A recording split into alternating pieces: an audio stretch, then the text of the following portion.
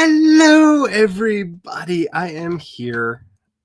Yeah, I am here. I think that is the greatest statement that I can make about about reality in the universe right now is I am here, and I am not alone, and none of us are. We have a cat. Well, we have a Megan, and Hello. we have a Nikki. Yay! All right, so if you are new to my channel, first of all, thank you. Thank you for being here.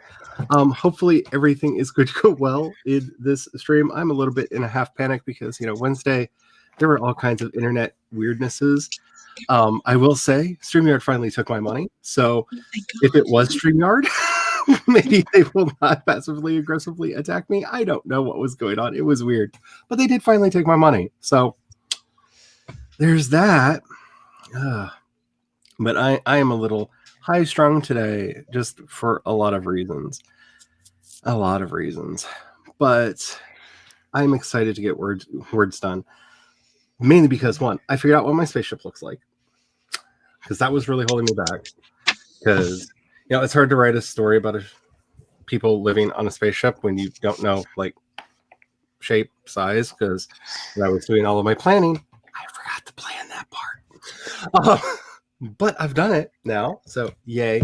And I feel like I understand where I'm going with this, that I'm just going to lean into the Buck Rogers, Flash Gordon, this is silly space opera, over the top space opera stories that I'm writing, and try to stop taking everything so freaking seriously, because these aren't I'm not writing Foundation. I'm not Isaac Asimov. Why am I pretending that I am? I know my lane. I'm writing Triplanetary Part 2. Which is actually what I prefer to read. So, That's what I'll do. I'm going to open this up on Twitch. And then I can mod. So hopefully, y'all have been finding your own path in all of this and know where you're going from now on. Would anybody else like to introduce themselves before we go into chat? I'm good. Hi. Hi, I'm Megan. Yes. These are the awesomenesses. I do nano vlogs and I do live streams, and I'm going to eventually have my personality tag video and my disability tag video up after nano. They keep promising it, and now I feel kind of bad. So I'm just going to go ahead and say I'll have it after nano. Yeah, don't even try beforehand. I will message you sometime in December and be like, hey, those videos you promised, where they at? I told a bunch of people that I was going to have certain videos out this week, and then I got a cold and lost my voice for a couple days. It happens. Life happens. Just roll with it. Though I do think at some point, all of us should make little speech bubbles with our common, hello in chats that at the beginning of live streams, we just hold up. So Cat with her hey-oh, and it's my hey-hey, and because we all Me have with our, my hello all. Yeah, it would be wonderful. And I think, I don't know, I would find it endearing.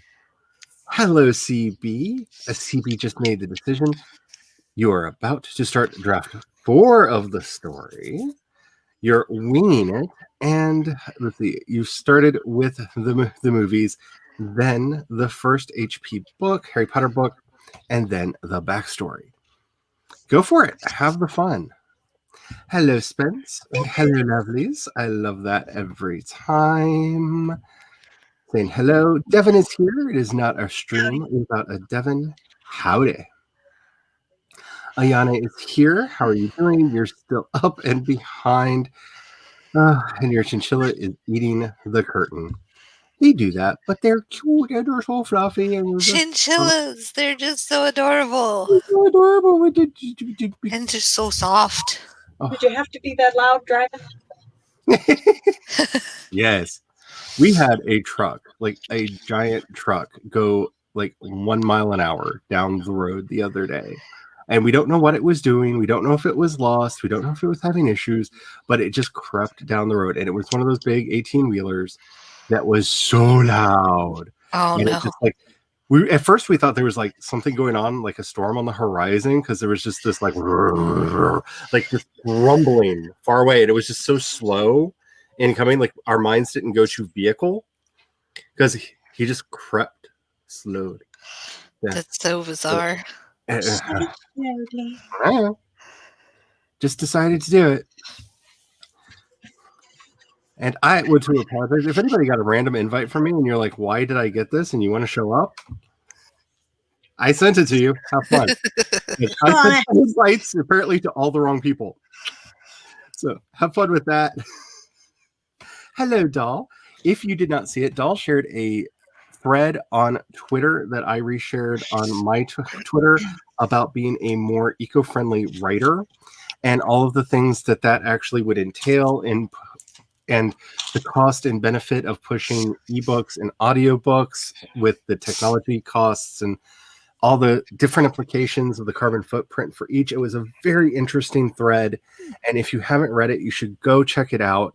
It really it gave me a lot to think about in going forward with how I want to do things as well. Fascinating. You're brilliant as always, Doll. You're always just like, I'm all for going green, but I love paper. It's like, I'm sorry, you're gonna have to pry paper from my cold dead hands. That's how it's gonna go. I think that there's a balance in all of that, though, and that's the interesting. Yeah, and that's the interesting question in a lot of this is the cost between all of everything in making a print book compared to making the e-readers and tablets and stuff that we read on.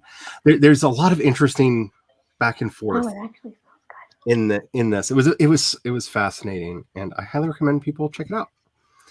Hello, Haley. How are you doing today? Hello, Jules.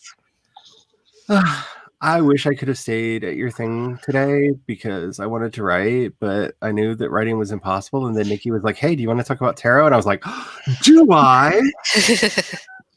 I could talk about tarot all day. Can I do that instead of writing? Yes, please. So my stream had a very weird beginning to it. Me and Sako started talking about how me and somebody else were having a comments war. Because Demi Lovato featured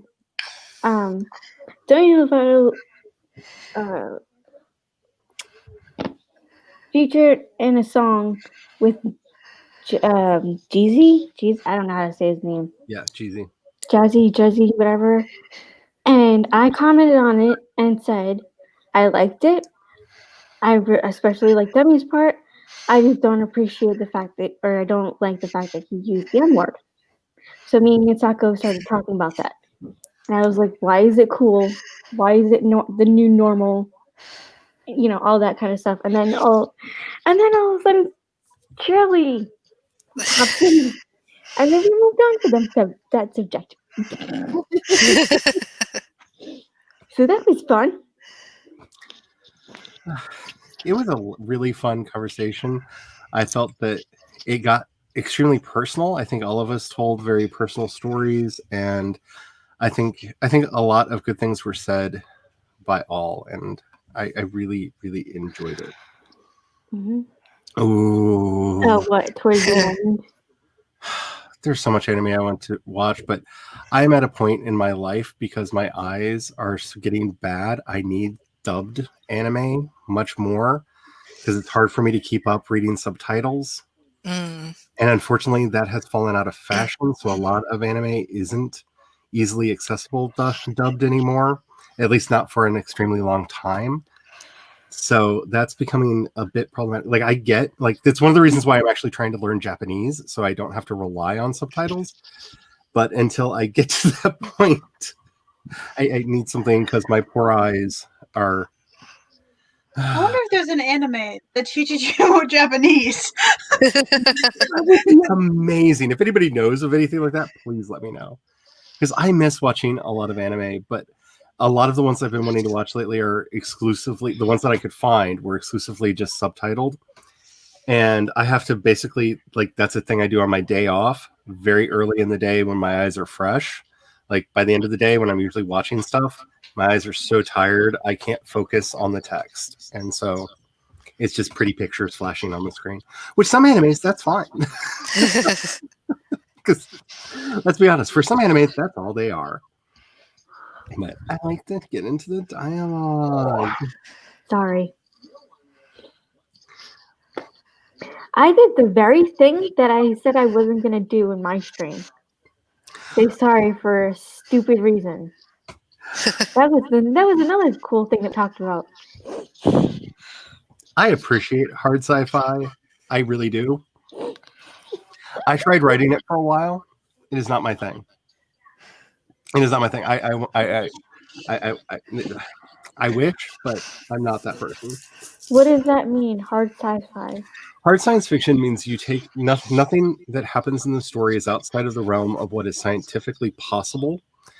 And very often, hard sci-fi writers will actually take the time to do the math so that they understand exactly how far the horizons actually are that the characters could see on, know exactly how fast things are doing, calculate distances and stuff like that. Like there's a lot of math that can be involved in that. Dune is actually a very interesting hard science book because it was based on the psychology and sociology of his day.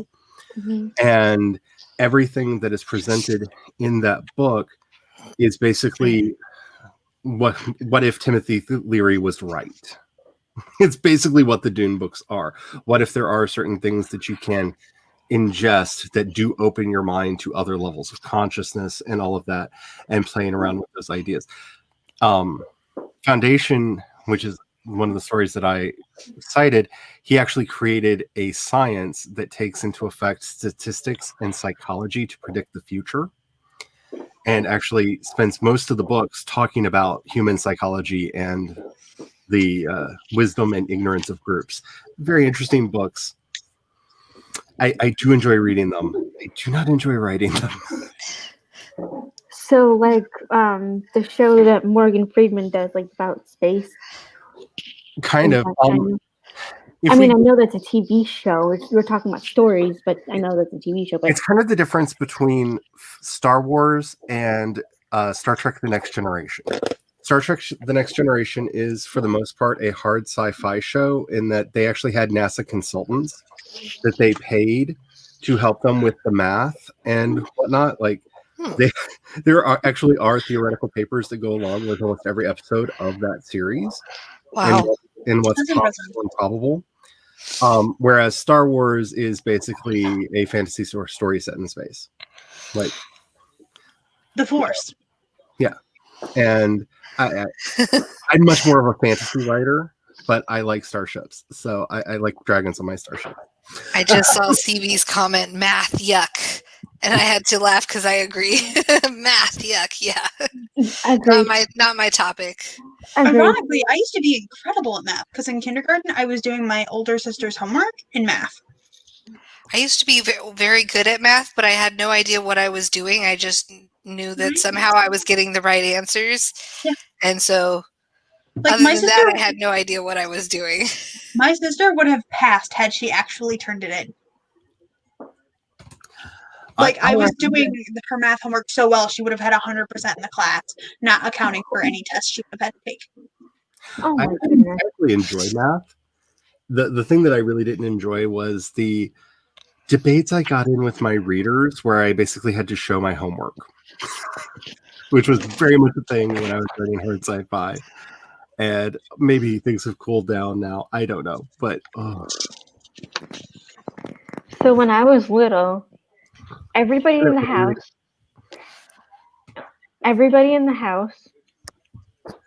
I did homework, and it was my sister would help me, or Katie would help me, and we would get so frustrated with each other.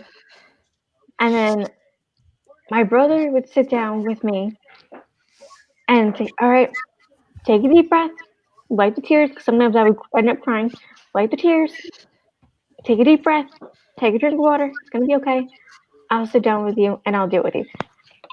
And I got it. Because he's a math whiz. He's like a numbers whiz. Patience. How many siblings do you have? 2. Oh, okay. I didn't know you had any siblings. Mm-hmm. We have an older brother and an older sister.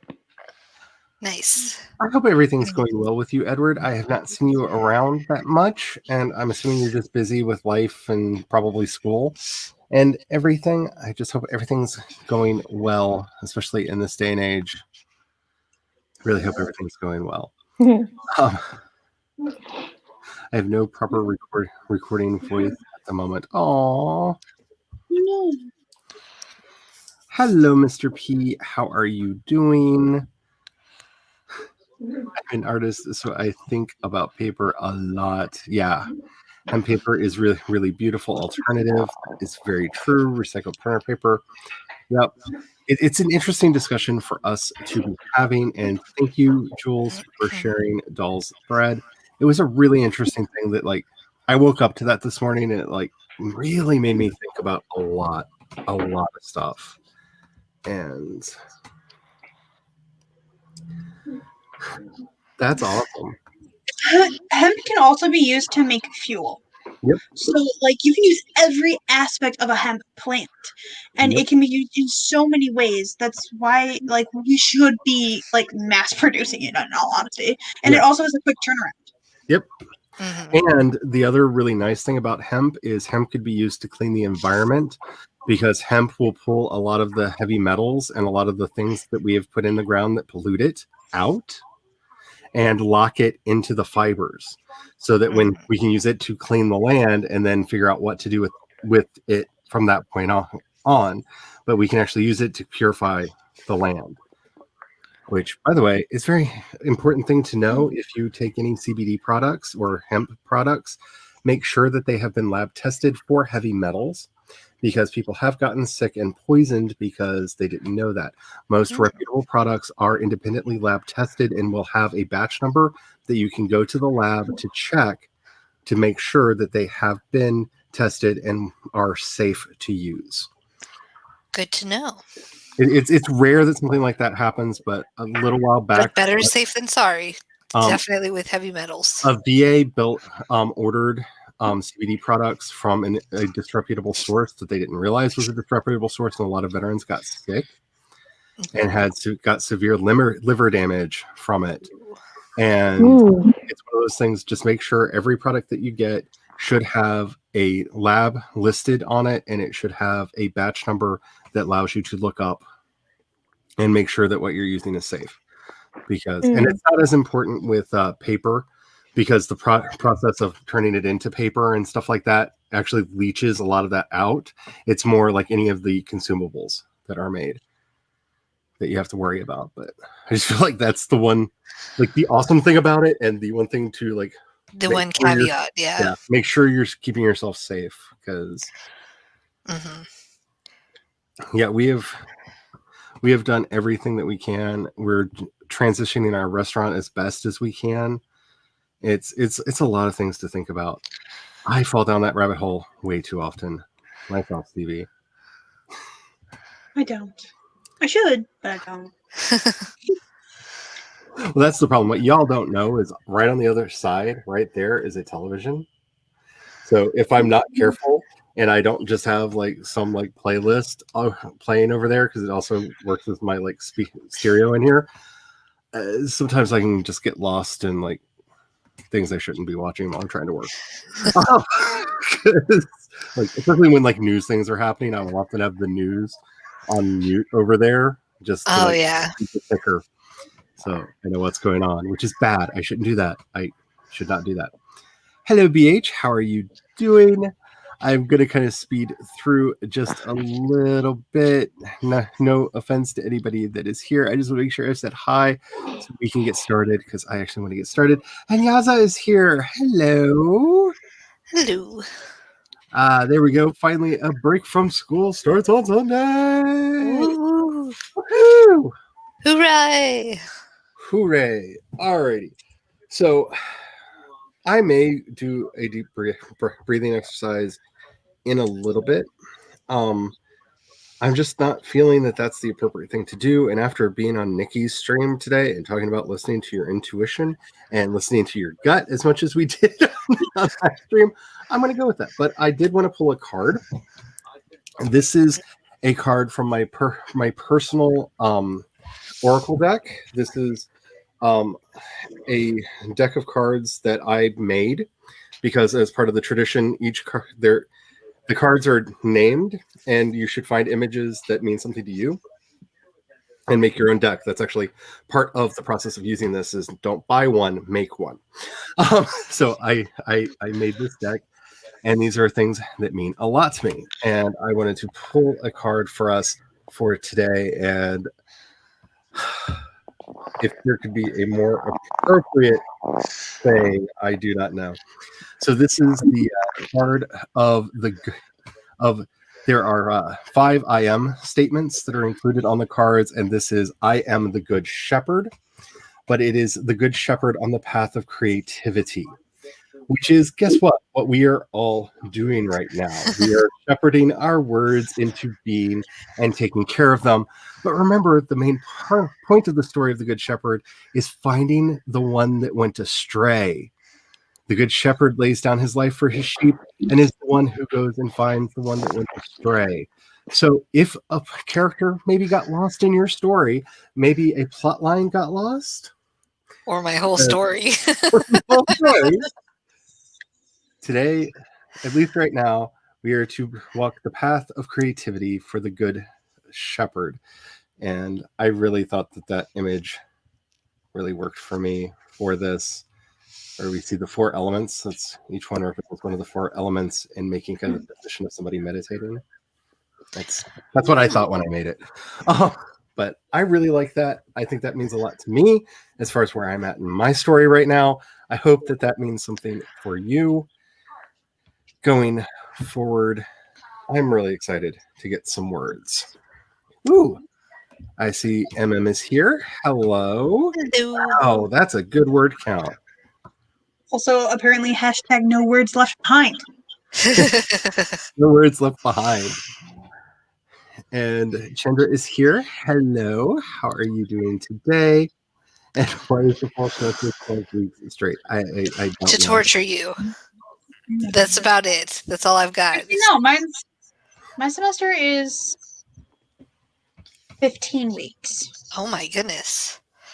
So because we start that's at the end of August, and then we go to exam week is the last day of the semester. The last day of exams is the 19th of December.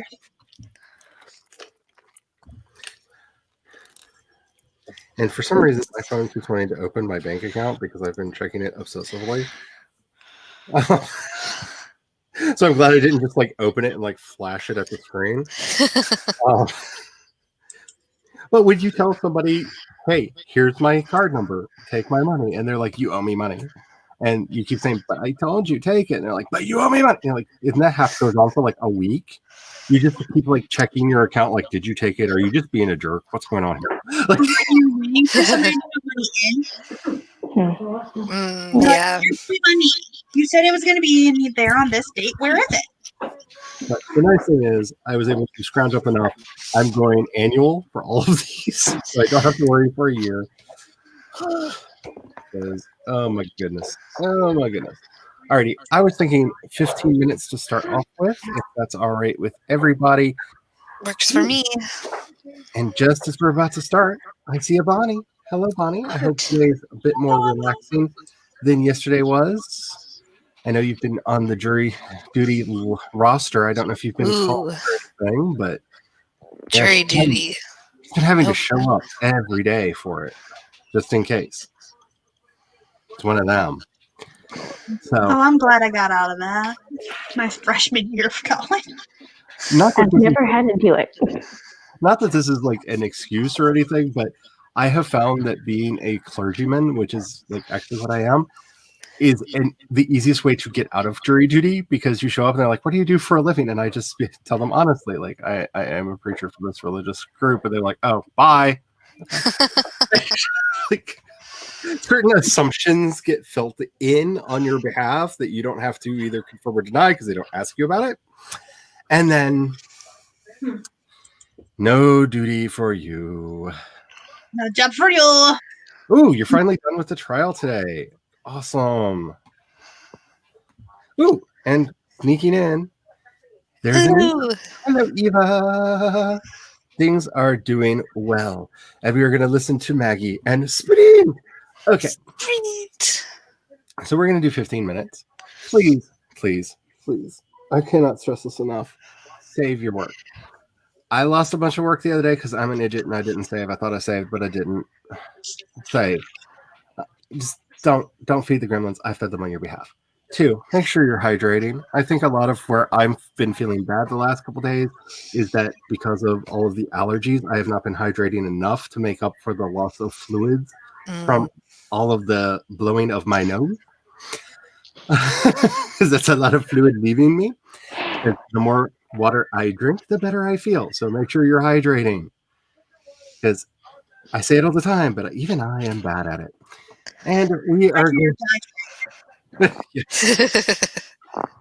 we are going to get started in 5, 4, 3, 2, 1. Let's get some words.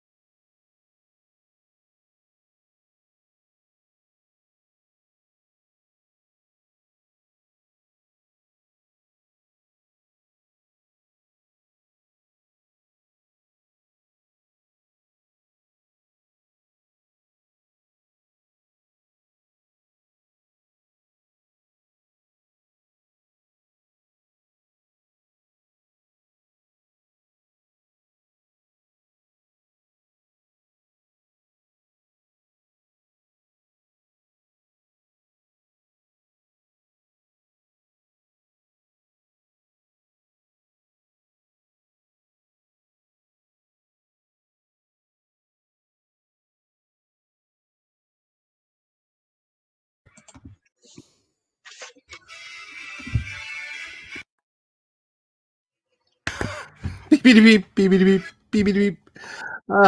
We are done. I successfully muted and unmuted myself several times, so I don't know which of the beep, beep, beep you heard. Hi, my name's Shirley. I'm doing 100% okay. I'm fine. Oh, I changed my name on the screen, so I hope you enjoy it.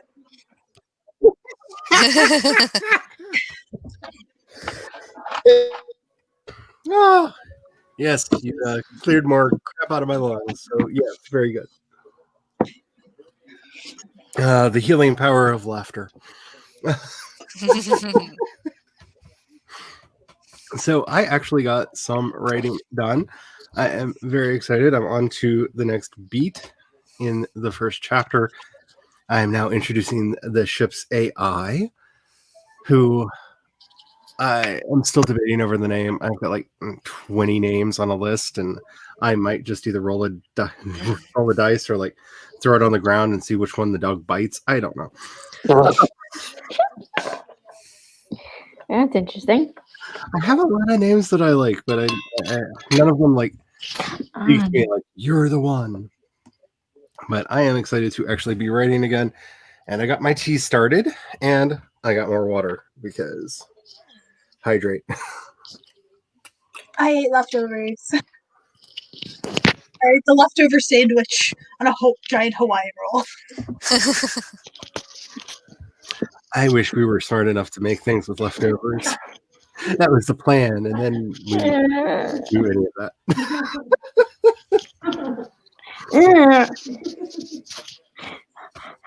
Okay. So, Nikki, how did you do? Besides having a little war with Lindsay's headphones that she lets me borrow anytime I stream. Thank you, Lindsay. I shocked the heck out of myself. And guess how many words I got? How many? 132. Nice. Oh, wow. Nice. That is awesome. I don't know if it's some leftover from last night or I really did do 132 that time. I just claim it. Name it, claim it, move on. Name it, claim it, move on. So how did you do, Megan? Well, I ate some food because we had gone to Carl's Jr. and got some food, but I didn't get a chance to eat it. So I ate some of that. And then I also got 60 words in. So I'm writing a scene about she's joined a writing group. And so she's at the writing group and she's meeting all these new writers, and it's interesting. Hopefully it'll take up some word counts because I have no idea what happens after this. I know that feeling all too well. So Sin arrived. Hello, how are you doing? Just popping in for this sprint. Been at it all day, and it's almost midnight now. Wow. Well, thank you for popping in. Thank you. That is nice of you. Oh, you're in the Netherlands. My ancestors are from my mother's ancestors are from the Netherlands, so like half of mine are from the Netherlands. We were Smithsons, and that is awesome. Let's see, CB. Let's see, July 23rd to August. Oh, you're replying to something Eva asked. I don't know what Eva asked. Leo's. Leo's, yeah. Leo's. Chandra got 106 words. That is awesome. Did I remember to reset my word count? One on me? Yeah, I got a whopping 24. One more potato? But hey, considering I've been getting goose eggs for One more potato? so long, it's been really nice to get any words at all. Oh, Bonnie.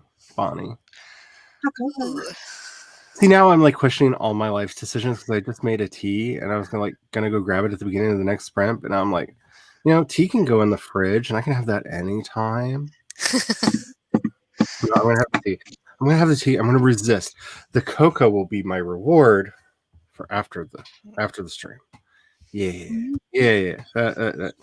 Is it your reward if we get a certain amount of sprints and end at a reasonable time? I had a dream last night that for some reason, like, something broke in my head. And I was doing kind of like what Jules does, except for being extremely militant about it. So, like, we were having like very short, like timed intervals in the middle, and I kept having to make new banners because we're just like going through streams. So we're still doing like 9-10 hour streams, but we're like, and now it's time for sprint 25. No one can leave. No one. Like, I just felt like the tyrant of writing. Like flames were shooting up around me, like all like Disney villainish, and I'm just like, I may have to deal with some weird thoughts in my head about streaming.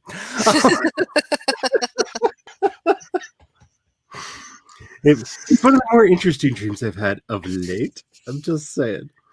Bonnie, you make me want hot cocoa. And I have some. Coco. Got a few more index card made. Thanks for the Leo clarifications. I know one character was a Leo, but couldn't remember. That's one of the things that I like to use astrology for when I'm writing, when I'm creating something that I need to know, like the character's ages, especially when they're close to age and like they're younger. And so like, but I'm older than you, you know, like those conversations come up. And so I need to know, and I will try to, because let's face it, we all remember when we were in school and that one. Oh yeah. Oh no. We do that in my house now. I'm like 4.5 days older than you, so I'm 2 weeks older than her. Several months older than her. I'm the oldest in the house. So, you know, which personality type fits which astrology? Okay, and then figure out their birth dates that way. I'll just go grab the book. I do that all the time because it's a good way to like figure it out and also kind of make it feel more natural. Because then I'll often roll dice because usually have like 3 months or so, you know, so it's like 30 some days, and like roll dice for the exact date. It is the Power of Birthdays, Stars, and Numbers, the complete personology reference guide. So I actually got my copy at Goodwill, but my stepmom had a copy, and that's how I knew about it. And she paid full price for her. Said this is not a cheap book because it's really thick. Wow. And it has, this is September 23rd, both pages. Wow. So, and it goes over. That's really cool. So like this is like love and friendship possible dates, beneficial date, fatal attractions, challenge, soulmate, your fixed star, the sun, your Decanti degree, mode, element. I'm going to give us a description for each. Plus, at the front, this one has, what is this section titled? This one tells you just the signs, like, and the sign-specific information, not even like your specific birthday. I'm nodding, but you can't see it. Oh wait. Now you can see my nod. Yeah. Wait. Do the thing. Why are you not doing the thing? Oh, because I'm an idiot. Right, there we go. And put her over there. There we go. And then there's a section in here. So here's the beginning of it, and it tells you about the book. Introduction to Astrology. So it actually gives you information. So this one is like Aries, the leader, the enthusiast. Each sign right there. And then here's like an actual, the sign and a description of this sign in general, not just specific birthday. That's cool. And then you go to the 10 planets that it talks about. So the Sun, Moon, Mercury, Venus, Mars, Jupiter, Saturn, Uranus, Neptune, Pluto. And then it talks about the decantes. And That's really neat. Progressions, introduction to your fixed star, what that means, and then it gives you an introduction to numerology and how to calculate your holistic number, and then It's a very information. thorough book. It is a Covers very everything. thorough. This is like I should look it up, and then it starts. Here's the individual things. I can't remember. I think there's more in the there's more in the back. That's really cool. So what did you say the name was of that again in case somebody wanted it? And then it's got an appendix of fixed stars. It is the power of birthdays, stars, and numbers, the complete personality. Here. That way you can read it. It's by Safi Crawford and Geraldine Sullivan. And that cover is just really pretty. Yes, it is. In and of itself, the cover is really pretty. Like I said, I got this for the price of a paperback book because that's what it is at Goodwill. Nice. Wow, that's My good stepmom paid full price for this book. Let me see if I can find it and I can tell you how much it is. That's a good find. Well, Kat's doing that. I'm going to give some snaps to CB for getting 311 words. That's Nice. amazing. The cocoa has begun.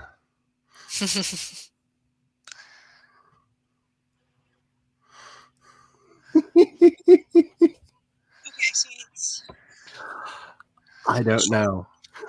$21.49 in paperback. Library binding is $35.95, and Kindle is $12.99 right now. What is library binding?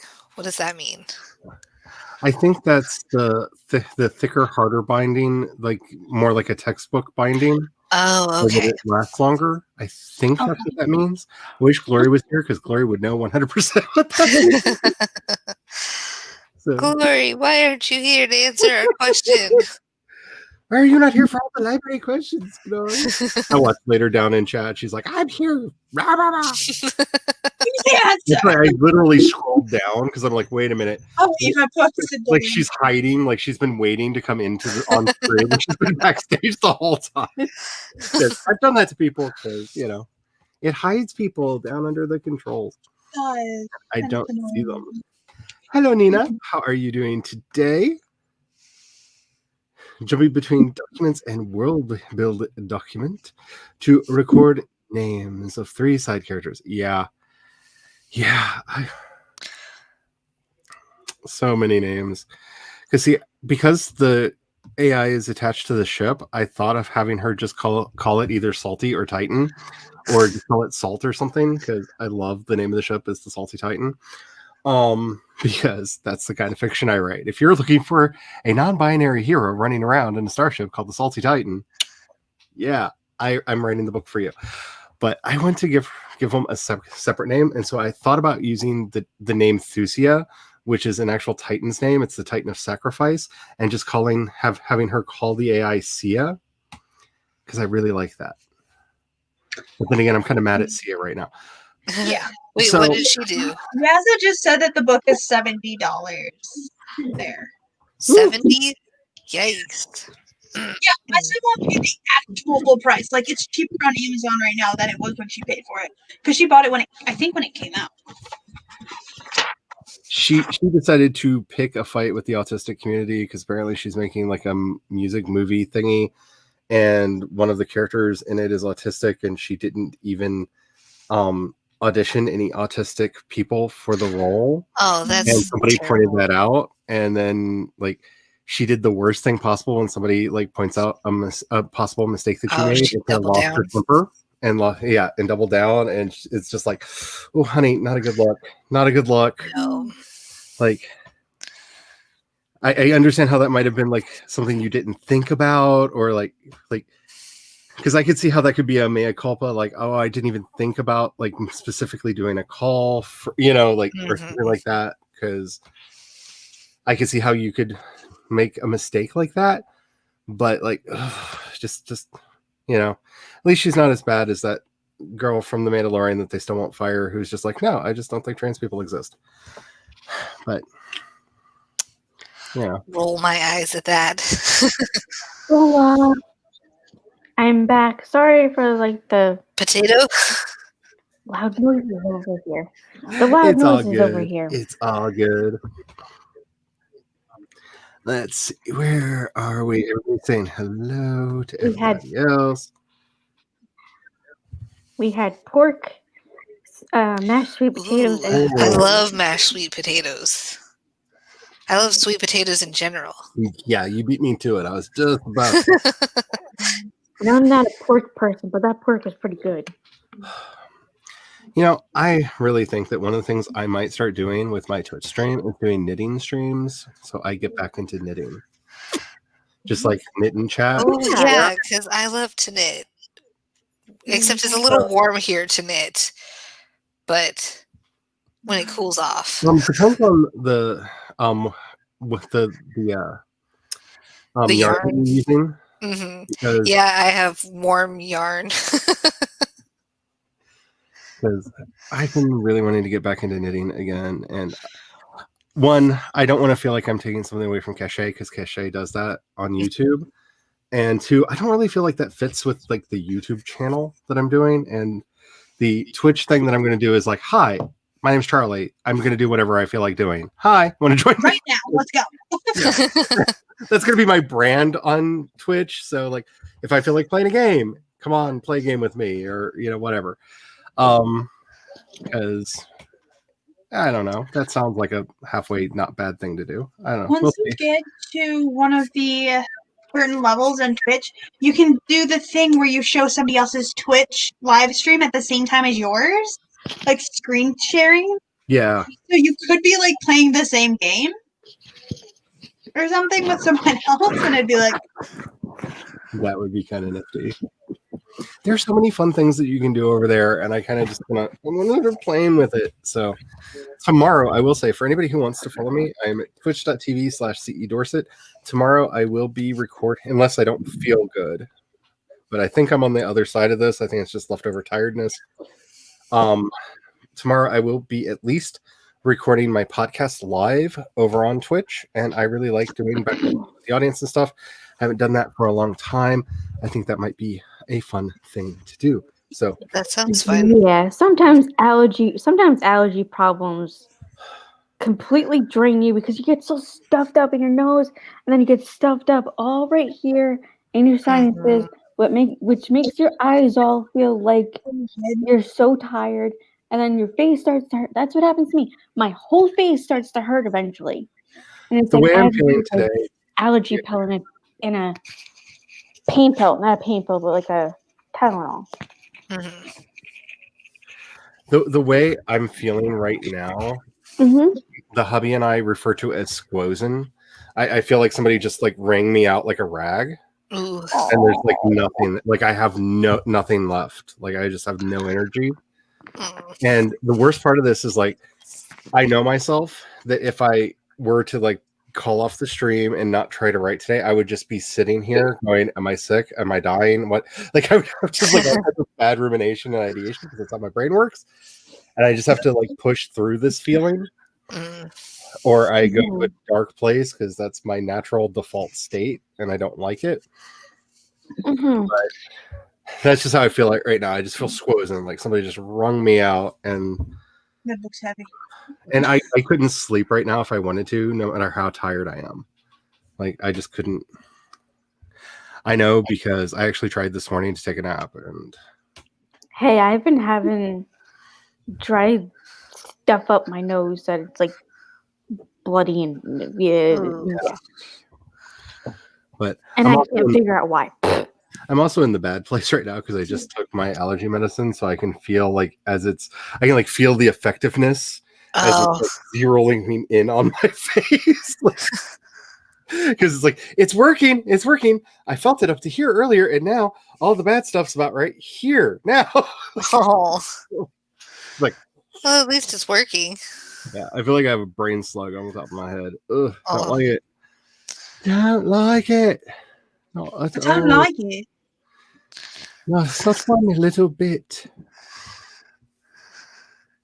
If that will switch over. Hey, that's taking longer than I thought. Okay. Do any of y'all draw house plans for the places in your stories? Yes. I use real houses.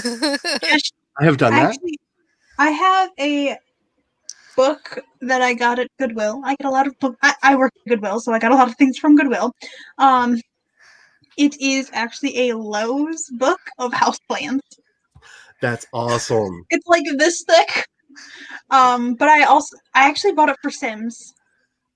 Oh, that's clever. Oh, that is such a good idea. But I have also made houses in Sims. For my characters. I have also used Sims to make my characters. I've done that. So I actually have the main character in my book and her siblings, in a save file on my other computer. As people know, I like to mix role playing into my writing. And if you don't have it worked out ahead of time, get yourself some graph paper and download a copy of Osric. Osric is a free game that you can find online. It's based on D&D 3.5 and is actually a reverse engineering of first edition Dungeons and Dragons in 3.5. But one of the coolest things about it is D&D was originally made to be played with other people or by yourself.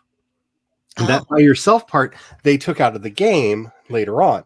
This puts it back in there. So when you're doing a dungeon, it has build your own dungeon roll tables in there where you roll and it tells you what the hallway looks like, what's in the hallway. It's got all of that worked out through there so that you can have it done. It's got auto generation tables for villages, for cities, for houses, where you can just roll and it will tell you what the buildings are or what the rooms are and what they look like. And you just draw them out on your map as you're going. So you can have that kind of fun discovery along with your characters and figure it all out in a very easy way that's very low maintenance on your brain pan. You can spend your time thinking about what this is going to look like and describing it pretty. It's a really fun thing to do, and I have used that on several occasions when people are walking through dungeons and stories I'm writing, or through like dark caverns or what have you. It's a nice thing to do. I always try to have graph paper near me on the desk. You know, it's really funny. When I'm in the Sims game, I do more of Create a Sim than anything. There's a reason I do the Create a Sim portion of the 3-play with me, Jason Meadow, because I can spend hours in there. But ironically, every time I have to make a sim for that, they always give me a good-looking sim already.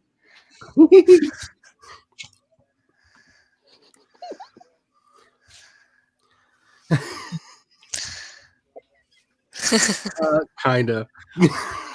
That's just kind of how I feel right now. Like, it's fine. Everything's fine. Don't look at me. Everything's fine. All right, I'm gonna kind of zoom through just a little bit because I want to get into the next sprint.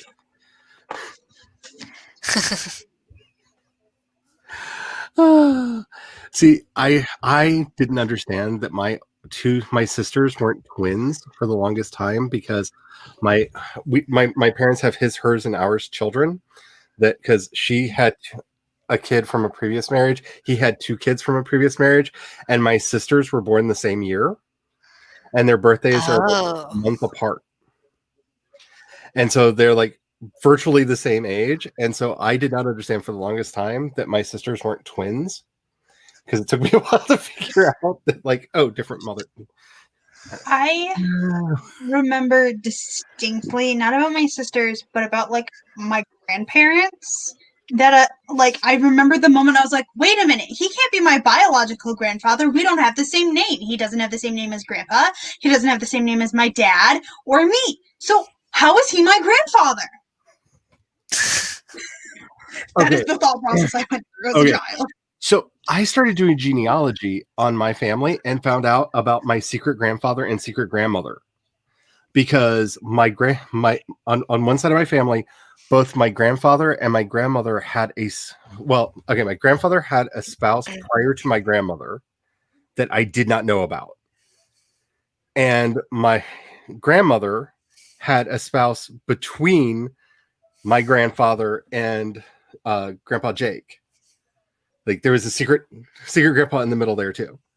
And I did not know that these people existed. And I found them out and I like went and told Dad. He was like, yeah, thought I might have to explain that at one time or another. Got the really sad story about my grandfather's first wife and like learned so much family history, but like it was like this shady secret that like nobody talked about. And like he apparently carried her picture to his grave. Like he literally, when he died, they found a picture of her in his breast pocket in his jacket. Like he carried that picture like his entire life. Like, yeah, like I knew nothing of this. So my actual biological relative that was married to my great grandmother, nobody knew his name. My dad didn't know his name until I was doing a project for school, and I found the census records. Oh, those are fun. For the early, like last century. That's it was like the 1940s, I think. That they found this. I found the census records on a genealogy set on a family tree site because I had to make a family tree for school. And I'm like, wait a minute, that's my grandfather's name. That's his brother's name. Who are you, sir? Are you related? And then I had to go home and tell my dad this person's name, and he's like, "That's his name." Well, now we have a bastard that we know his name of. My grandma. The two weirdest things I found out when I was doing genealogy is my great-great-grandfather, Dorset, died because he got kicked in the gut by a mule. Ooh, ow. And that's literally the cause of death written on his death certificate. Like it caused something to burst inside him. And yeah, which I did not know. And I was like, that's interesting.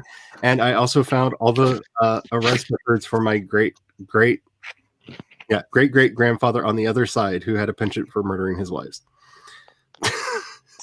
Well, and then I found all the news articles around that, and I was like, oh, the world was a worse place in the past. So many people. Oh no. Like there were court records where the judge literally said, I'm only giving you the judge, when he killed his first wife, literally said, I'm only giving you 5 years because all you have done was rid the world of a troublesome woman. But you have technically broken the law and I must punish you in some way. And I was just like, what? That is horrible. Like, that's horrible. The golden age, everything used to be great in the past. Oh no. Oh no. No. How many wives did he have? Did he have that he like killed? That's why when I said he had a penchant for murdering his wives, because he spent like I think 5 years in prison for the first one and 3 for the second, and then his third wife grabbed the kids and ran. Smart lady. Like he started getting abusive and she just ran, and that's how we got to be here. And I'm just like, and like I got to find like some of the court documents and stuff, and like, oh, people were the worst. Like some people are still the worst, but like, oh my goodness, like people were the worst. Just because it wasn't on the internet doesn't mean it didn't happen. It's just the internet makes it so that we can know it happened. Yep. Mm-hmm. Stuff still happens. They just didn't talk about it. So I think our grandmother and like mom's aunt was telling us about how like way back when there was like kings and queens and all that stuff, there was like a royal affair in our family. Oh wow! Yeah, I had one of those. I think I have to ask. But I think that. Oh my goodness! I think that happened. So it was like, oh, that's interesting. And they went into this whole story about it, and I'm like, wait, what now? What happened now? Hello, Heather. How are you doing? Let's see. Hello, Heather. Oh, of course, it moved. Jumped. Right when I went to click. Welcome back. Yeah, people. There are some interesting stories in here. I'm sorry to skip through. I actually kind of want to get them writing down. I feel so bad, but there's some really interesting stories in here. If you've not been reading chat, definitely read chat, because there's some great stuff going on over there. And I do have it set up so that if anybody watches the replay, the chat replays with it in time. So I do like that feature where the internet makes it so that we can think we know what happened, because those who control the media control history. I have to say about everything, whoever controls the narrative wins. This is why we have such idiotic things said in our country, like one day we will have a gay president. We've had at least 2. One is undeniable. William McKinley lived with his best friend, with whom he shared a bed in the White House as a confirmed bachelor. Oh, I did not know this. We have collections of their I love didn't know that either. between each other. What? So, yes, just friends. Oh yeah, just friends. Just friends. Who was the other one? As you do. The other ones are a bit more controversial, and we will. I'm just saying. Let me just say that FDR had a live-in gentleman who stayed with him, as did his wife. Had a live-in lady who lived with her while they were in the White House, and there is a lot of evidence that they were more than just like aides and friends for both of them. And there's quite a bit of circumstantial evidence for some others, but FDR is one of the like really high ones on the list. Like they had been friends since he was like 15, and they spent like their entire lives together. And it becomes a lot more obvious when you actually read some of the stuff that Eleanor wrote about his friend. Wow. And yeah, let's just say they were interesting. Yep. Yes, and I was going to bring up Lincoln. Lincoln is controversial for a lot of people, but there's a lot of good evidence for Lincoln as well. Yeah. The age-old gal pals. You're right, Chandra. Yeah. Gal pals. They were just gal pals. They were just friends. Just gal pals. Just gal pals. Just friends. Isn't there a ghost story about Lincoln?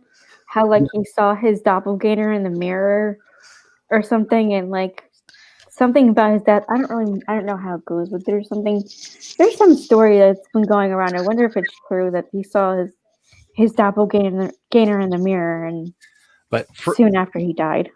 For anybody who doesn't know why McKinley High School was called McKinley High School in Glee, that was a subtle reference to that's where all the gay kids are. That's why it was called that. It's one of the Ryan Murphy has a penchant for putting a lot of queer history into his fiction, and the point of that was to get people to look up who was President McKinley, because a lot of people don't know much about him, but yeah, he had a very good friend that he used to share a bed with in the White House. The only confirmed bachelor president that we've ever had. Sure. Friends. Bachelor.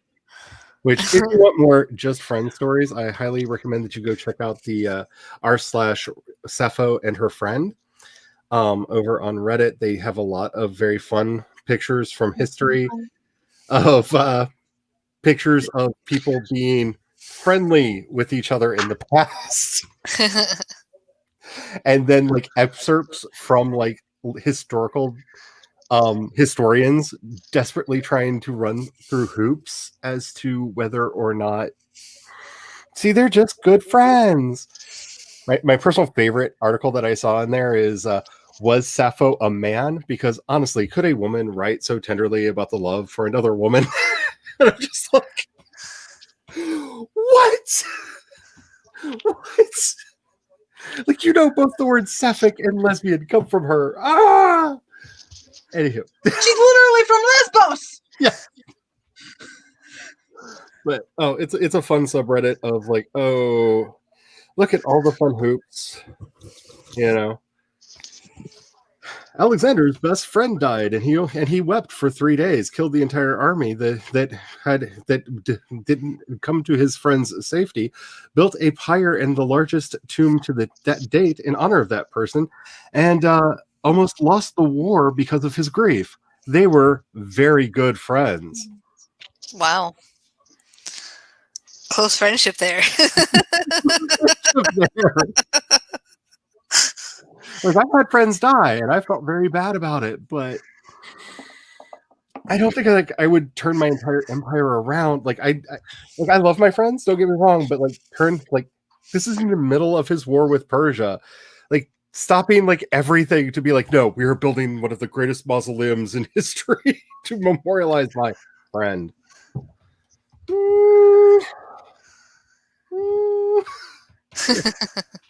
Just saying. Anywho, is anybody going to be mad if I just go up to a straight 25? Do we want to stop at 20? What are we doing? 25 sounds good to me. Whatever. I like the 25s. And I forgot to open the YouTube, so I don't know what any of y'all are saying, but it's my channel. I can do what I want to. All right. And This is 25 works. Cool. So during the sprint, I was planning on going to ask Mom about if it was okay if I used $2 to pay for the Forest app. I keep wanting to call it the Tree app. The freaking Forest app thing. I mean, it's a tree. And I was gonna say in the next sprint, do you want me if Mom wants me to do all that? Do you want me to use that? And I can. Yes, and that exacerbated look on my face was me going, "Oh yeah, that thing that I said the other day that I really was using again on the stream that I completely, utterly forgot about." Because honestly, I just need to find an old tablet or an old phone that I can just load the Forest app on to have staring at me like, "Why aren't you using me, Charlie?" You mean this app? Yes, because I keep meaning to do that, but Chandra, they only charge $1.99 for it. Okay, so there's. If you want to get the paid version. Mm-hmm. Yes. If you want the fun version where you can actually interact with friends and stuff like that, you have and to if you want to pay for plant the real tree, you do have to also have the paid version. Yes. Yes. I have the cheap version. And that is free.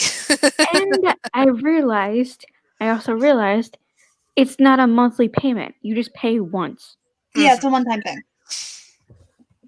I'm just cheap. I got it because back then, I was making a few coins here, there, and yonder, and I just thought, don't let anybody tell you otherwise. I'll be in a panic over $2, and then 2020 happened. And then 2020 happened. And I'm just like, I wish I still had my $2.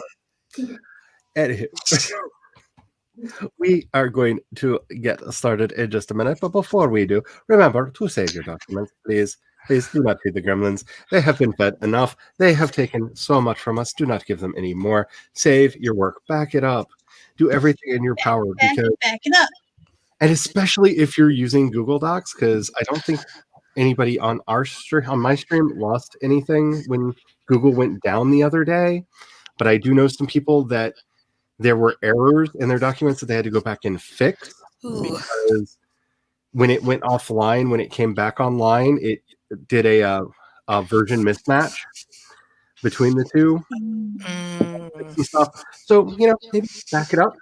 save a local copy if you can, if you're using Google Docs, because I know a lot of you are, because nothing is 100% reliable.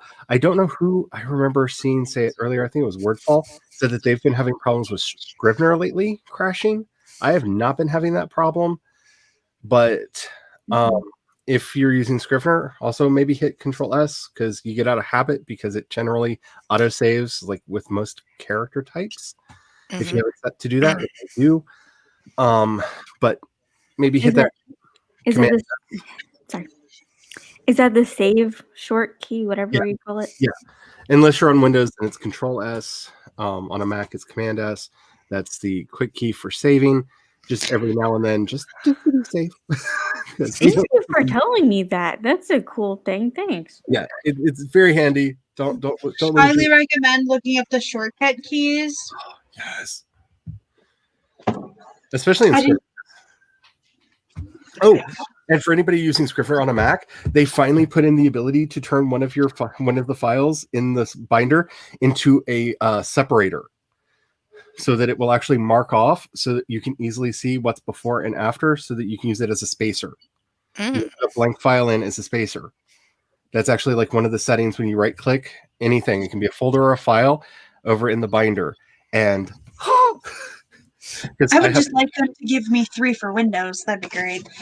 Yeah, I agree. I want all the fancy stuff that you have on the Mac. I want it. I want it so bad.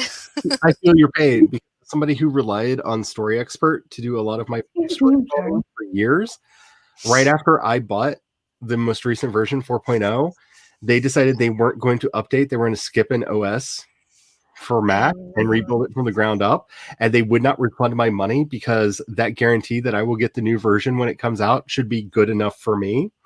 So I gave them like $350 for software I've not been able to use for a year and a half.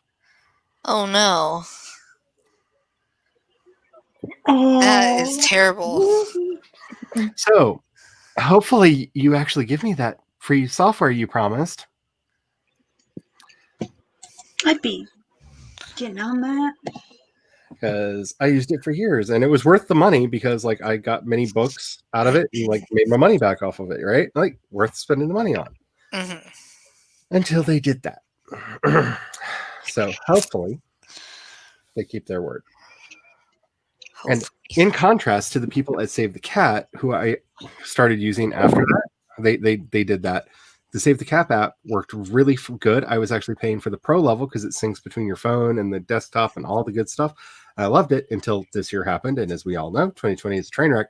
And I didn't have the money, and I forgot to turn off the auto payment. And I contacted them, and they not only apologized, immediately refunded the money, and gave me a non-expiring coupon for 50% off when I decide to go back. Oh, that's so lovely. Like that's customer service right there. Yes, they like immediately jumped in. They were like really nice about it and really helpful about it. And I cannot say enough nice things about them. I like the app. I like it a lot, especially the desktop version of the app, because it's just basically a cardboard you can do whatever you want to with a lot of tools for how to connect them and show connections. It's really good. You don't even have to use their beat sheet. You can make your own beat sheets in it. If you're looking for software, it's a good one. They have a free version and a paid version. Definitely check them out. Anywho, we're going to get started in 5, 4, 3, 2, 1. Let's get some words.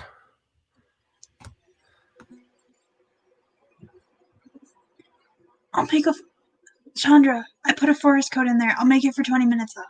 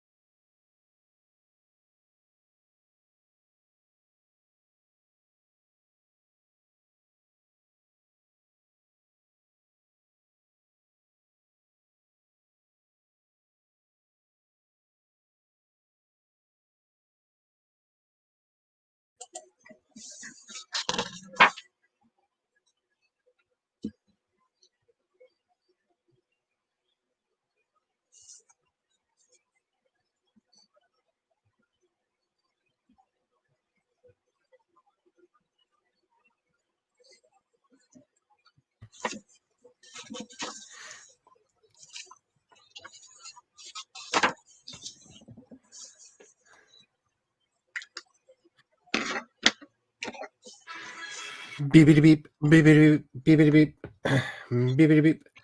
And that is our second sprint. How did everybody do? I got a little bit further into this chapter. I decided to name the AI Aratin, which means virtue, and Noel's gonna call her Ari for short because I really like that. So that's the name that I decided to go with. I introduced a little bit of their relationship because Ari's a little nervous because they're supposed to be guarding this person, but Noel wants to save some money by going to a dock further outside of town away from where the Mark is actually staying to save money. And Noel talks Ari into it by going, you kind of wanted a new multi-tool for your arm, right? Like, this is how I'm going to be able to afford that. And Ari's like, good point. Multi-tools are cool. So, yay. And I remembered to add all the names to my setting Bible so I don't lose them and have to thumb through my book and look them up again. But so if you're a pantser like I am, even though I have remembered to name a lot of things in my little black book of doom, there are things that I have forgotten, and I remembered to put these in here because, good at it. This is only like, let's see, what was the number that I figured out when Abigail asked me how many books I'd written? It was like 32 in total. So it's only like my 33rd book, Good at it. Like, I know what I'm doing. I'm like 100% on the ball. Oh my goodness. Yeah, every book is an adventure, people. Every one is an adventure. So how did y'all do? I did pretty well. I got 417 words at that time, and I got a little bit more food in my stomach. So I'm happy on both counts. I thought about going and grabbing a snack, but considering I needed to take the allergy medicine last time, and I just stood in the middle of the house for 5 minutes trying to figure out why I had gone in there. I was like, if I go in there to get a snack, I'm just going to get lost and stand there for 5 minutes going, why am I here again? And I was like, I'll wait for my stomach to tell me. Do you really want it? Am I just trying to find a way to procrastinate? Because I feel like half of what I do is just procrastinate with stuff like that. Procrastinate. Oh, dude. Okay. All right. I need to make a note for myself. I want to draw a Dalek, but with a pen coming out the front, an eraser nub for an arm coming out of it, just saying procrastinate.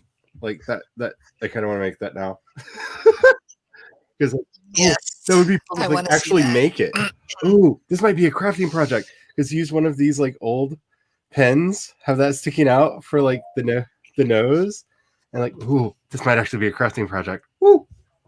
That could be fun. I could have it on the thing behind us. Beware we'd have to come up with a fun. Hey, Maggie, you're here. You're really good at coming up with names. What's the Dalek form of procrastinate? Because we need a procrastination droid name for a Dalek. Makes you think of a Dalek. You're good at those. You're better than I am at those. So. Oh, Nikki, did you figure it out? Mm-hmm. How to get in the room? Awesome. Right when I was typing to you, I was like, I did something. I did all my settings, and I went back to the main screen. It's right there in the bottom of your main screen. Join? Right where they create or join? Oh yeah, when you have it in group mode. Yeah. Yeah. Because there's single mode and then there's group mode. By And the remember, way, you have to switch back out of group mode if you do it by yourself. Okay. Because group mode will not let you start until one other person is in the group, unless they've fixed that recently. You have to have at least one other person with you in the group for group mode to work. You have to switch back to solo mode to do it by yourself. Interesting. and Where? then I heard that there's a mode that you can click that if you get like an important call or something, that you can pick up your phone and Yep. it won't mess up. I actually have mine set up to I can actually leave the app and do stuff on my phone. How do you do I have that? to set so that I can do that. I turned off deep focus mode. Yeah, deep focus mode, you can't do anything. So that, or if you click the top Okay, little so it's not checked. thing, Yeah. and then I turned off deep focus mode, and I might have changed something else in it. I don't remember. Because it's been like that for a month, because I was like, I need to be able to make phone calls if somebody calls me. This is not. Oh, Trello. I have not been on Trello in forever. Like, I used to do a lot of stuff in Trello, and then I stopped. And I don't know why I stopped. Why did I stop? What is Trello? Trello is a app, and they've got a website that lets you like make boards for yourself. So you can use them for outlining. You can use them for doing like a digital Kanban board, which is what I found them for. Because when I first started doing Kanban stuff, I wanted a digital Kanban board. And so I started using them for that. And you can move stuff back and forth through them. I kind of prefer Asana. Yeah. No, I've just gotten bad at doing my Kanban board at all. Asana.com is a good one too, if you don't like Trello. They're both free, so it's more personal preference than anything. And as with everything, paid if you want like super duper stuff. Oh, and while I'm thinking about it, speaking of paid, for anybody who is confused about everything going on with the new monetization rules on YouTube, TubeBuddy did a live stream this morning where they went through the new TOS that we have all signed because we did not delete our accounts, because that's basically what it says. You either delete your account or you agree. So we all agreed to them, whether you did it or not. They go through it line by line, explaining what every part of it means, what it goes for, and then he answered questions from the audience for a while about each of the different things and what it means, what the ramifications are going forward. So for anybody who's confused about that, just head over to the TubeBuddy YouTube channel, and they've got some good stuff over there. They're a fairly decent company. I like them a lot. I use them for tags on videos and stuff. They've helped me grow a lot, and they're also just really helpful people. They've got some really good tutorials on their channel if you're trying to make your YouTube channel grow. So, or just like, how do I do that thing with a video? Like, they've got some really interesting tutorials over there.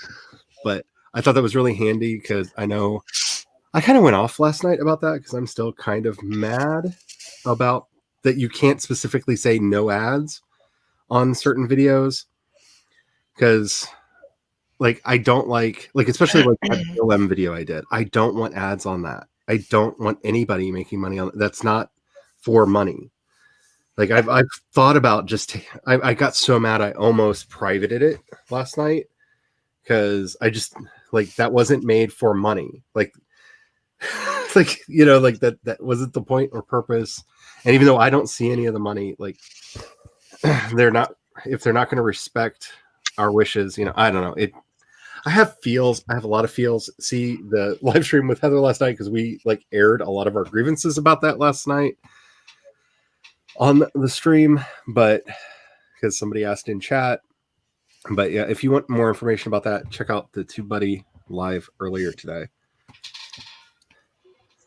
Sorry, I just got a notification of somebody asking a question about something I said last night. It made me think of it's like, more information over there by somebody who's had the time to actually read everything and with a much calmer mind than I have right now. I just realized the computer version of the Forest app is different. Yep. Yes.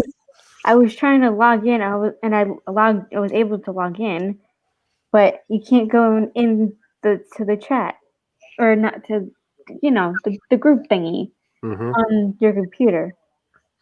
The little extension thing, like you can do on your phone. I agree with you wholeheartedly, CB. Mm-hmm. I can only almost over. I can only hope next year is better.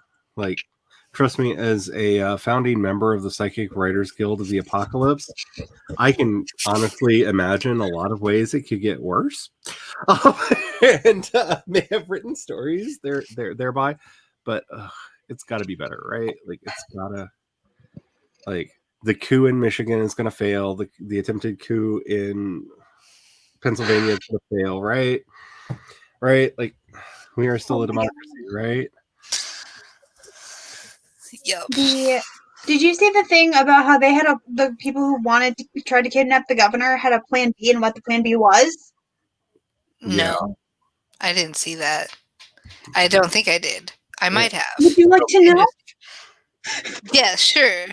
Apparently, their plan B was that they were going to take the state capitol building, and then with 200 combatants, and then they wanted to have public executions for a week of officials on TV.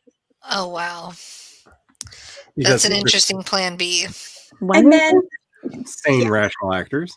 Yeah, and here's the thing: I'm like, those aren't militiamen; those are domestic terrorists. Use the correct word. Yes, please. The officials in that building are elected.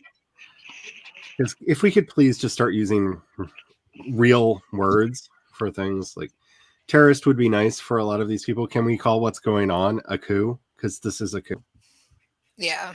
I was actually really happy to see some of the major networks finally starting to use that language last night, because this is a coup attempt.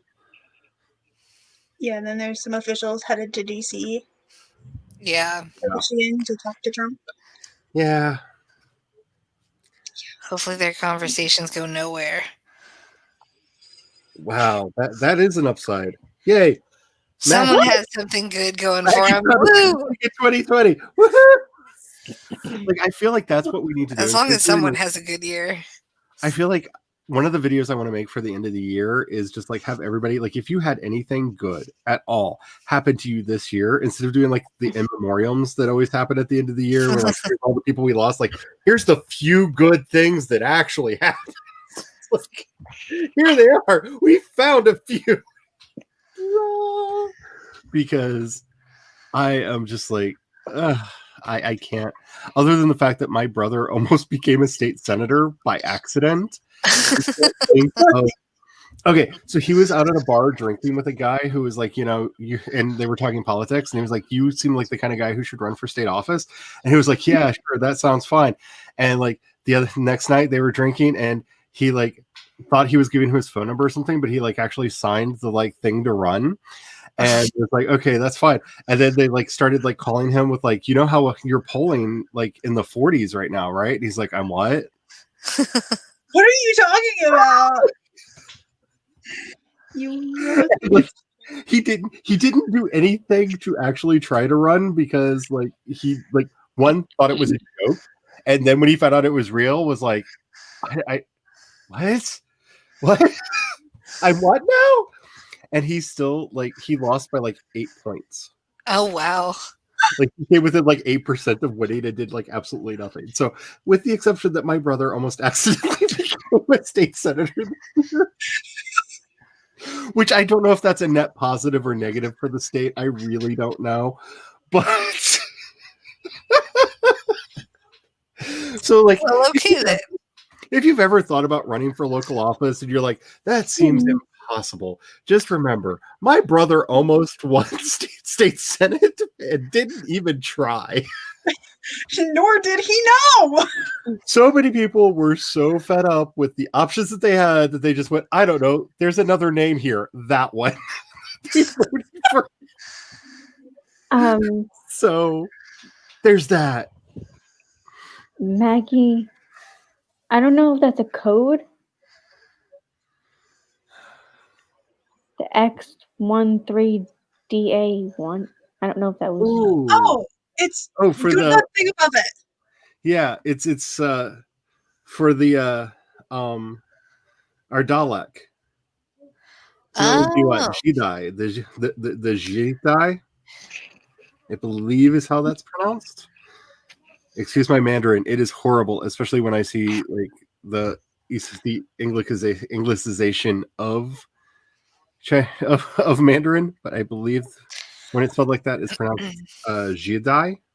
Jedi. I kind of like that because it almost sounds like Jedi. Like that's awesome.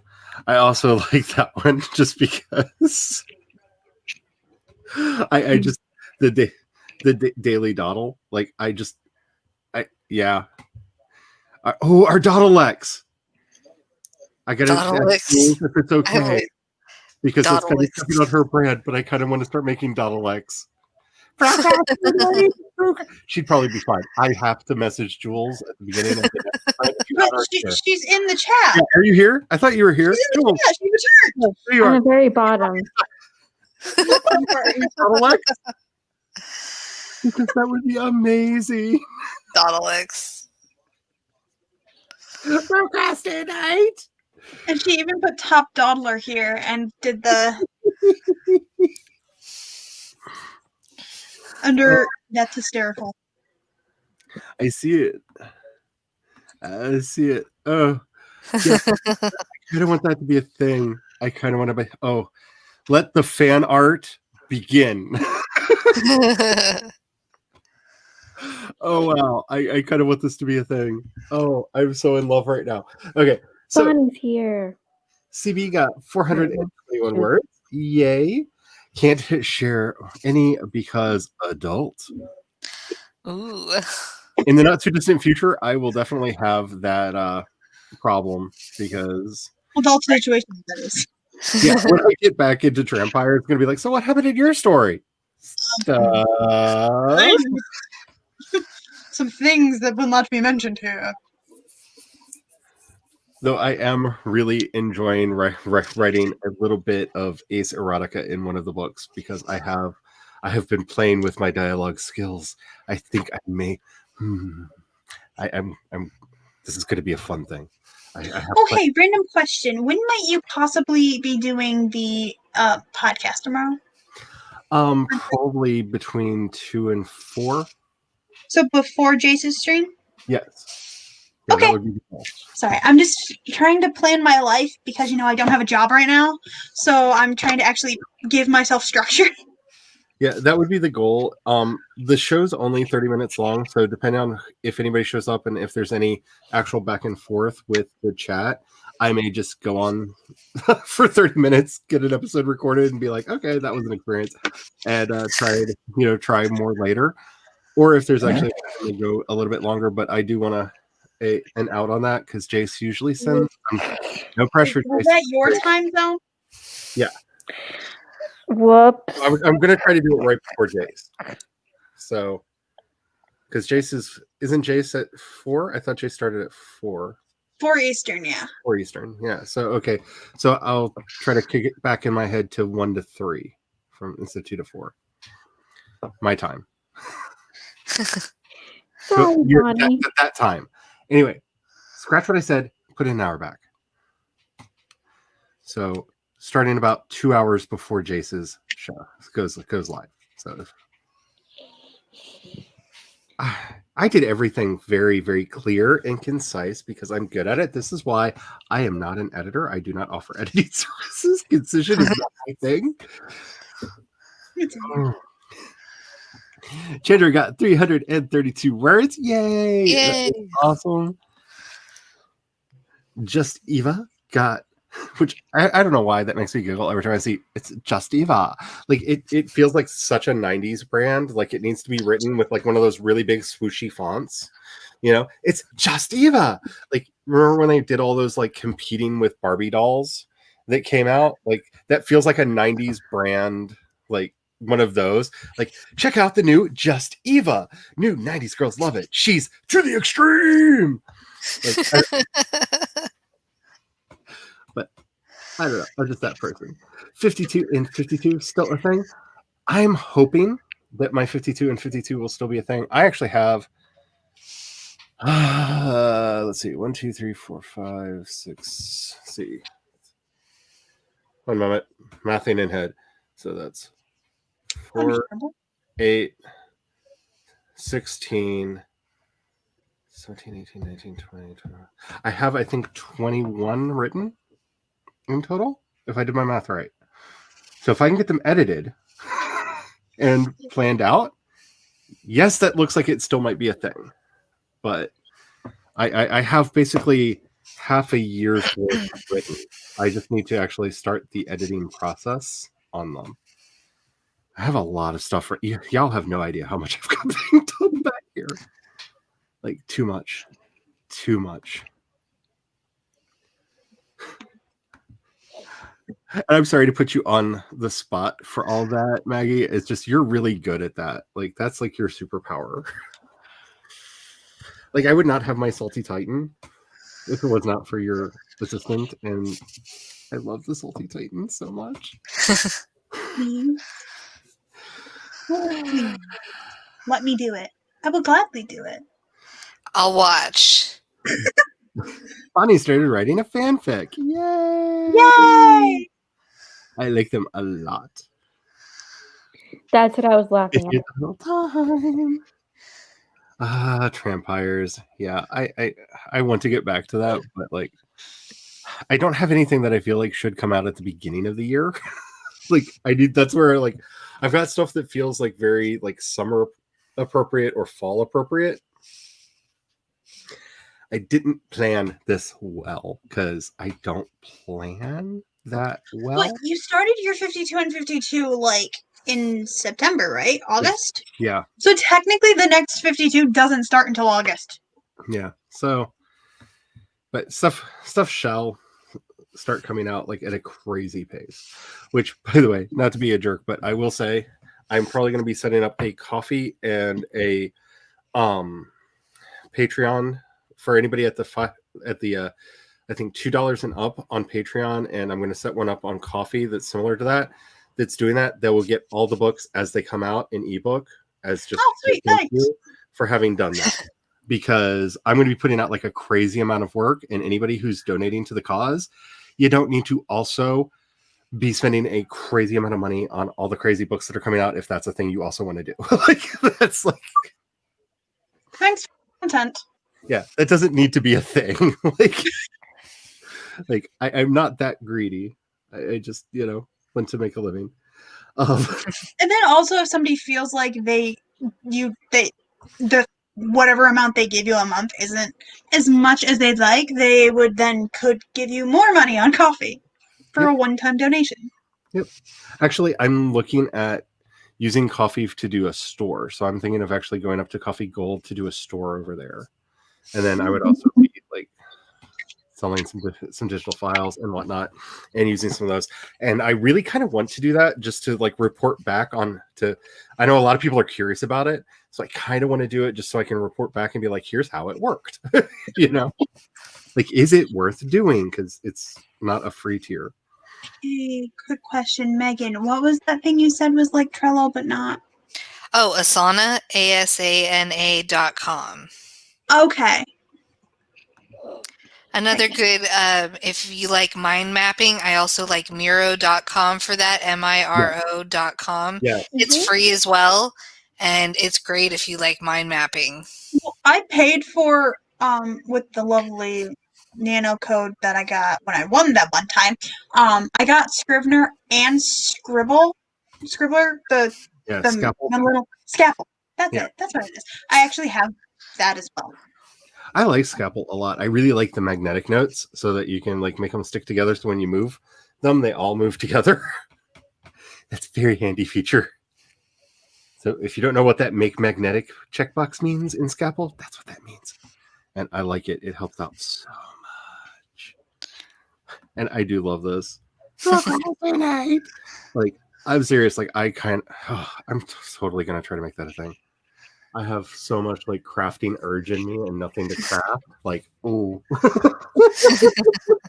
I may have found a raison d'etre. Like this may be one of the things that I start selling on there instead of doing an Etsy store. Like here, give me this much, and you can get like your own model of a Daedalic. Oh, I'm in love with that idea a little too much. Alrighty. So, what are y'all feeling for another sprint? I could do another 25. Alrighty. This Because time, honestly, the forest will actually be a 25. I'm just saying, I'm going to leave a lot of Yeah, that up to y'all in the chat because with my energy levels, I'm along for the ride. So what makes y'all happy is what we're basically going to be doing today on a lot of that. Because I'm actually getting stuff done. So yay, I'm very excited about that.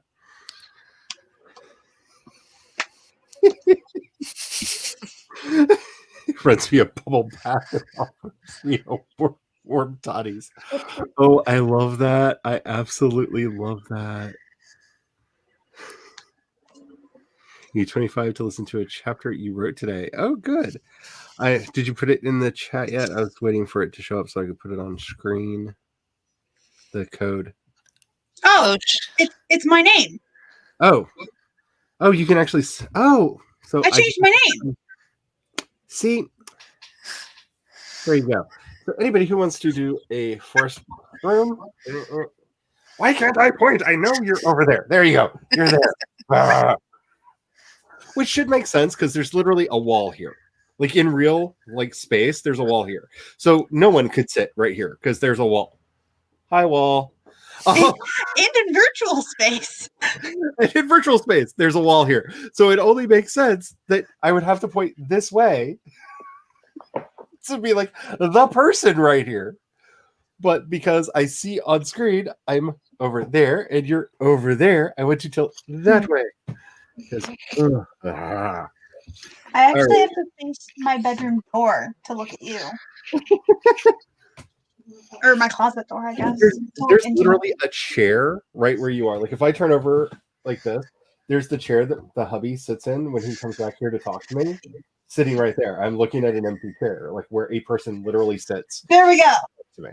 So like this should be like easy for me to remember because this is how I talk to him. It'd be fun to do like a stream, but you're like looking at each other and talking like that. Yes. I have to actually face a wall to look at Nikki. Good night, CB. Have a good night.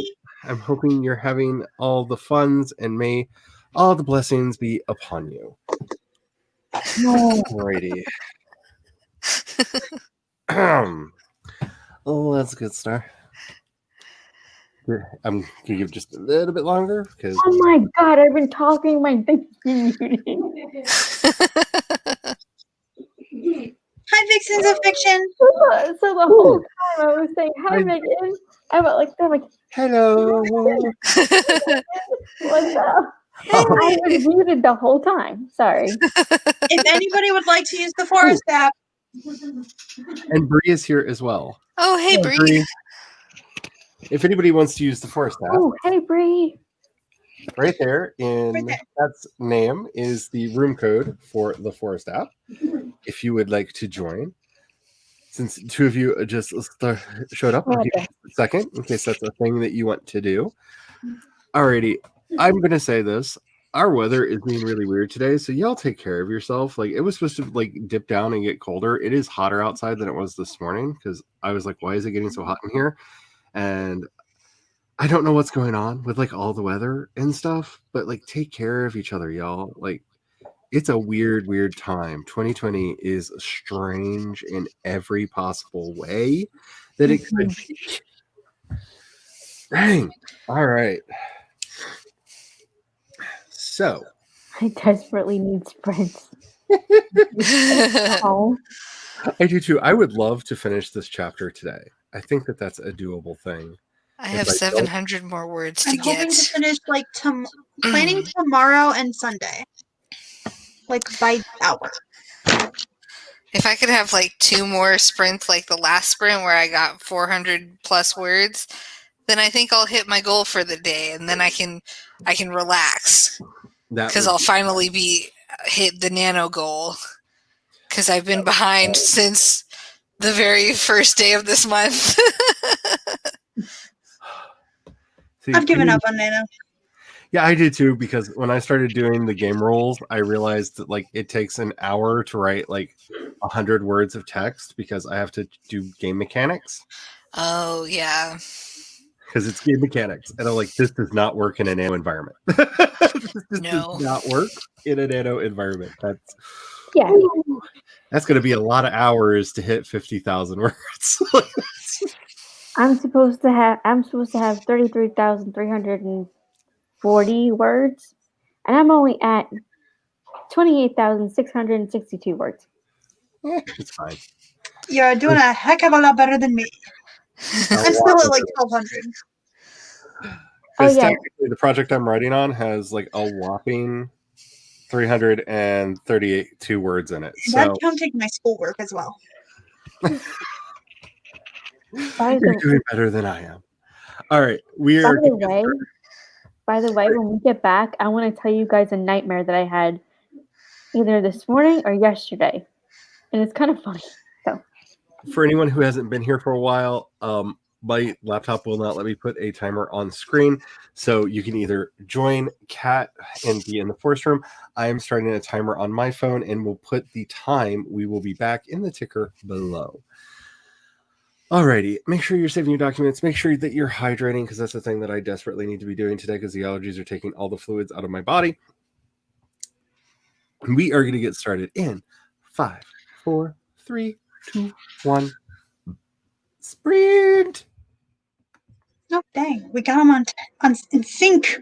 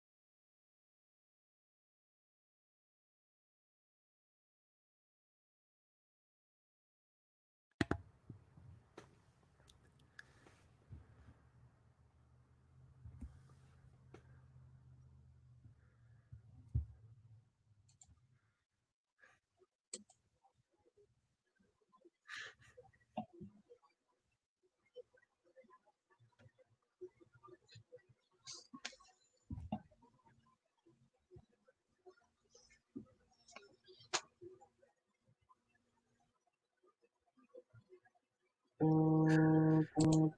beep beep beep beep beep beep beep. I guess I have to say, by like most standards, I had a very productive sprint. I paid the bills, what needed paying, which is always a good thing to do because adulting is fun, or at least necessary.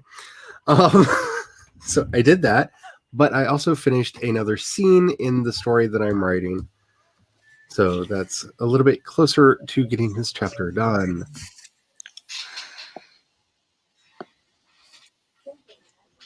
So, yay! Woo. I am very, very excited about that. And yeah, I hope I didn't give them any ideas. If anybody noticed me disappearing for a brief second, I'm an idiot and I hit the wrong button. And I thought my browsers weren't perfectly aligned. And when I went to hit the back button, it thought I'd meant for this tab. And But yeah, I'm sorry if I gave the Gremlin City ideas. I just after the night I had the other night, I thought it would be like important to say like, nope, that's not the internet being weird again. That's just me being doofy. I've updated the code. I wish I could. Woo. I wish I could make that It's just easier to say my stay name. when this. Like that should just be an option. Because Yeah. just because I'm doing this doesn't mean we don't want our names showing. Actually, I'm isn't that looking an at it. option? I'm looking. I see Let me check my- there's a no show at all or show.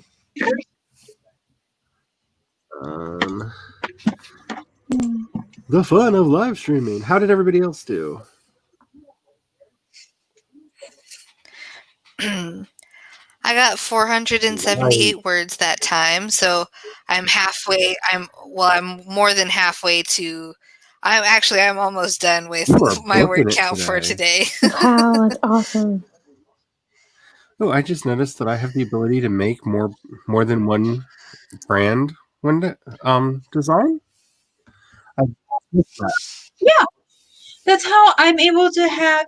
If you ever watch The Sims 4 3 play, you'll notice that I have a different brand already set up for it than for my thing. I don't actually just change the color. I just change the brand. I think I also have one set up. That's actually going to be really handy for tomorrow because it should be in the podcast colors, which are a nice soothing blue, which is really ironic because I rant so much on the show. So I either rant or I rave. Sometimes I'm like useful, but usually I rant or I rave. So something's got to be calming, and it's the logo color. You are just going all at it today, Megan. Yes, I'm pantsing this scene, so it's kind of the words are just coming out of me. I usually plan everything, so that's what switched different me over to doing what are called slapdash outlines, where I know like a couple chapters to scenes ahead of where I'm at, what's going on, so I don't have to stop and think about it.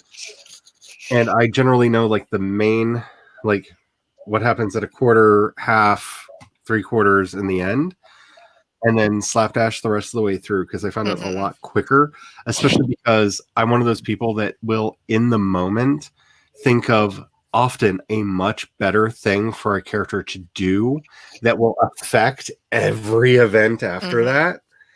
And having to go back and re-edit the outline because like when you're thinking about it like analytically, you're like, well, logically this is what what would happen, but like when you're in the moment and you're feeling the emotion of the character, I'm like, well, actually the character would have done this, and I'm like, yeah, that's so much more on brand for the character, so I'm gonna let the character do that instead. But it's a good thing to do if you're thinking of dipping your toe into the pantsing world, because it's not quite full-on pantsing because you're still outlining. Like you still know where you're going, you just don't have it as detailed. Like you're not as awesome as Spence, who Spence's outlines make me feel like a failure as a writer. Like they're beautiful. I love them. Just say like they are amazing.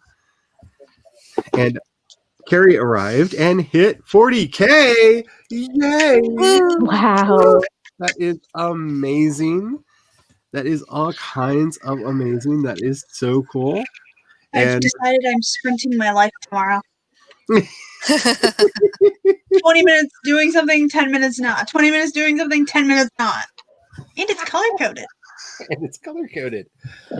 I actually started doing that in the journal. This journal that I picked a specific pen color that's just for quotes.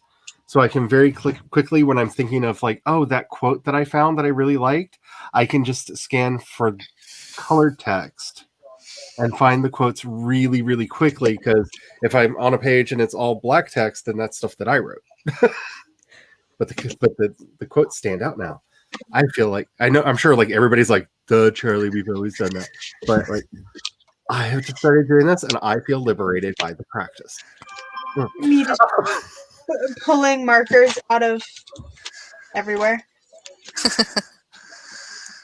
See, I used There's to have a lot of markers. See, I used to have 1,000 all of them are markers and Sharpie? 1,000 pens. Yeah, these are Sharpie pens. Oh, I have 2 Sharpie pens. I have limited my palette, and the husband and I are addicted to G2s. Like, we're addicted to Oh, G2s. I love those. Oh, I love And these. every time anybody's like, I found a new pen and I really love it, I'm like, is it better than a G2? Because we are addicted to these pens. I prefer the black ones to the other colors. The ink tends to write better for some reason. Though I have actually used those for art projects. And I have These to are all say, G2 pens. Oh, wow. the thing that I like about them, especially for art projects, is when they dry, they don't pick each other up when you go over with a different color. And a lot of the other pens that I've used do. Now, it's different than if you're doing like marker stuff, but I do like a lot of like stippling and hashing and stuff like that. And the G2s are really good for that. Well, I should say I used to. I would get back to doing because like I don't do it as hard as I used to. I bought these for when I decide to give people printed copies to like edit. Like to some of my stepmom's really good at it. So I'm gonna give her an actual red pen and a yellow highlighter. Oh. And be like, here you go. Even though she already has those things, it's like, here you go. That's really a good idea. Who was it that did that? Was it Hank Green that said that he assigned a different pen color to every person he sent a one of his drafts to? Smart And idea. that way, when he was looking at notes, he didn't have to remember who sent it to him because he had it was somebody. I can't remember who it was. I heard somebody say that, and I was like, that is such a brilliant idea because you know that the note on it is this color, so it was that person. Yeah. Mm-hmm. So red would be for my stepmom, purple would be for Peanut Gallery, and blue would be for that one. That's who I haven't come up with a name for. Which is why I was calling them Peanut and Gallery. In lack of other names, you are the full gallery. You're the thing that everybody steps on. Come up with a name, dang it. Why do I have to name everything? I world knows so much. Mindy is here. Hello, Mindy and Mugwai.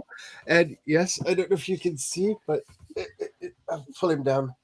My Yoda is actually holding my Mugwai because everybody should have a Mugwai in their house. Just don't get them wet and don't feed them after midnight.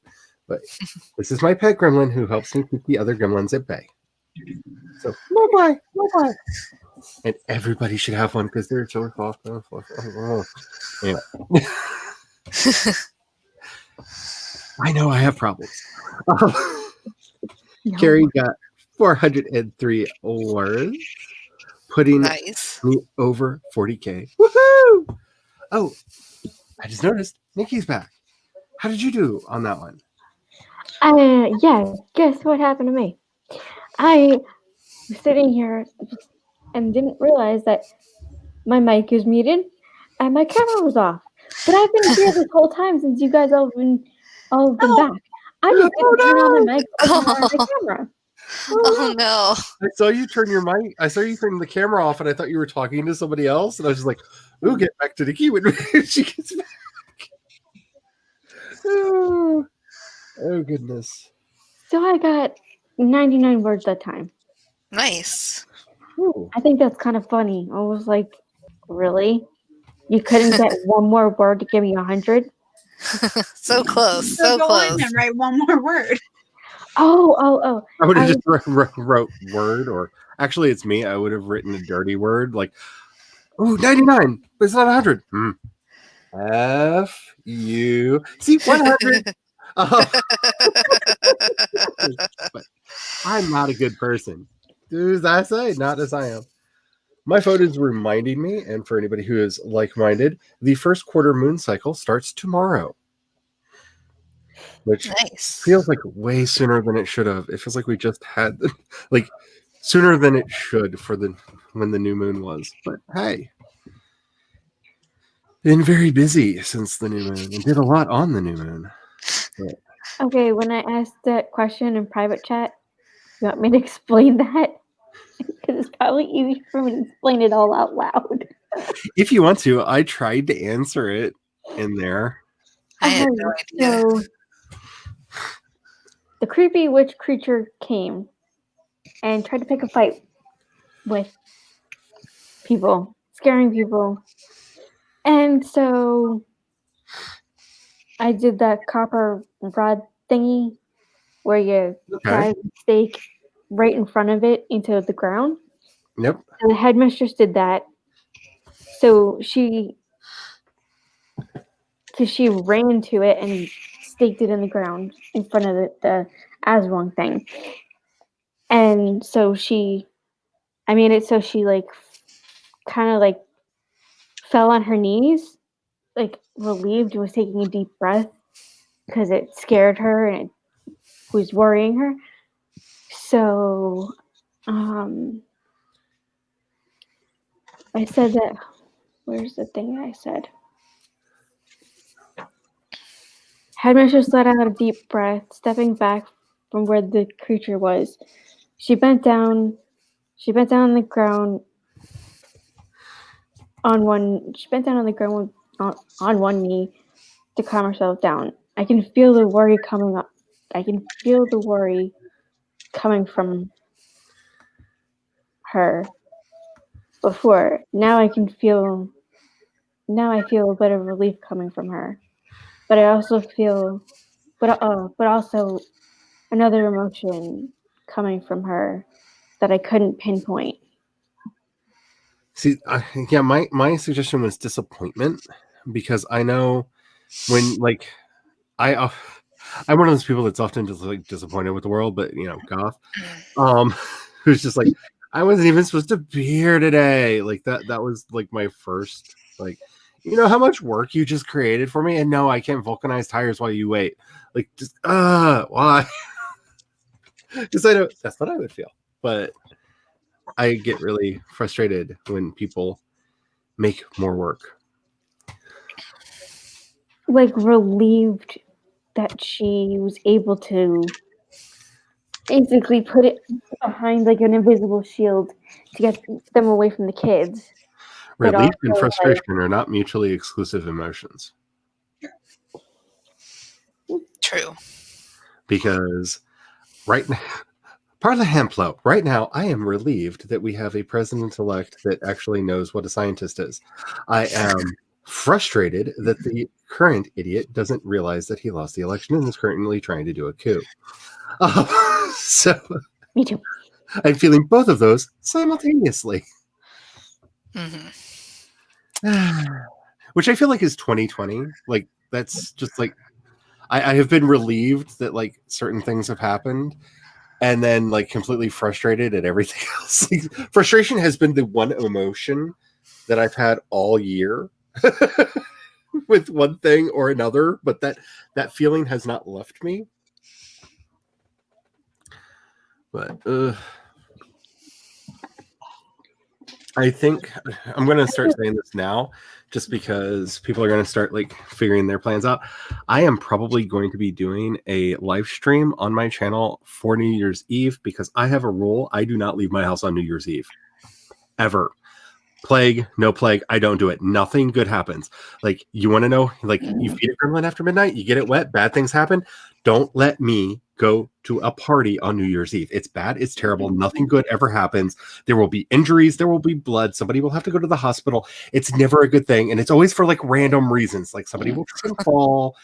Somebody who like, there will be a car. Like I've had too many experiences. I don't leave the house. So I'm going to be home alone on New Year's Eve as per usual. And since, not having anybody over because, plague, I think I'm going to stream in the new year this year. Ooh, that'll be fun. And we'll probably start early so that we can celebrate the New York starting on the East Coast and for a while across the country. So that's probably going to be a thing that I'm going to be doing just because I am not leaving the house. And I know I'm going to be home alone because we own a restaurant and a bar. So we're going to be open and people will probably be doing things. So, and the hubby will probably be there making sure that nobody does anything stupid. I don't want to know. Oh no, this is the land where people like randomly fire off fireworks where they shouldn't. Like we've had to shoo people out of the restaurant with fireworks before. Like, no, you're not burning our establishment down to celebrate your new year. Go, shoo. Like, Really? Yes, people are not bright. Wow. You got to keep an eye on people. Like there's been a real problem around here lately because fireworks are now legal year round and their fireworks open year round. And people have been driving around in their trucks, shooting them out at people like fires have been started. Like it's a whole problem around here. Like we have to watch people. Like owning a business in the Ozarks is kind of like running a daycare center for adults.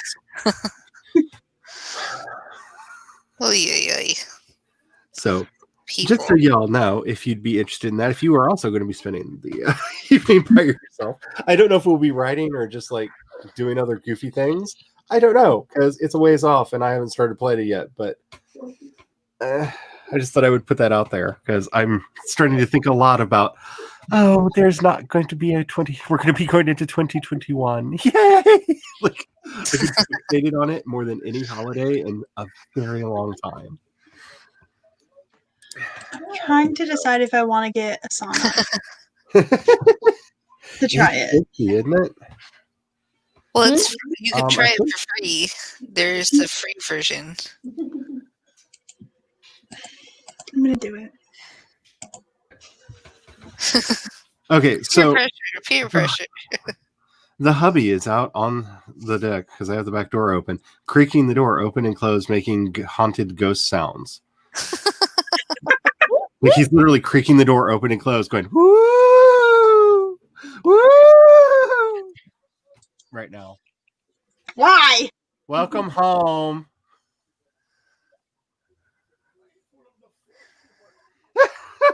Oh goodness! All right, so did Oma find that? Yes. Oh my goodness! Oh my goodness! Oma. There's a new Yoda for the wall of Yoda. Ooh. It's a Yoda bobblehead. Yeah. Yay! Nice. That is awesome. Yoda. Yoda for the wall of Yoda. You go right there. There you go. Wiggle, wiggle. Yay. Everything good? Sorry, I'm very happy now. I'm not mad at you for making weird sounds and scaring the crap out of me before they're bringing the house to kill me. No, she does not want to be in here. She's like happy. She's on the stool and just like I'm lounging. Like, you want to come back in the other room with her? She's like, I'm fine. Like she literally like leaned back, let her tongue loll out of her head, and was like, Should I take general project management?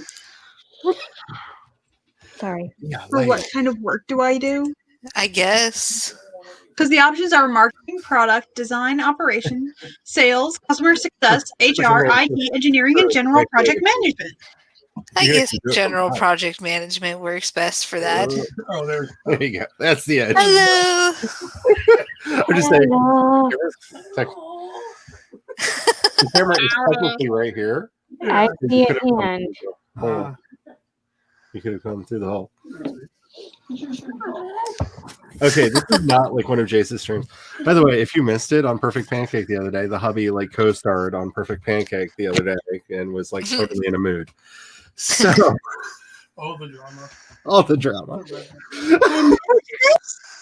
I see a puppet Yeah, hand. right after you had to go to work, I think. Oh yeah.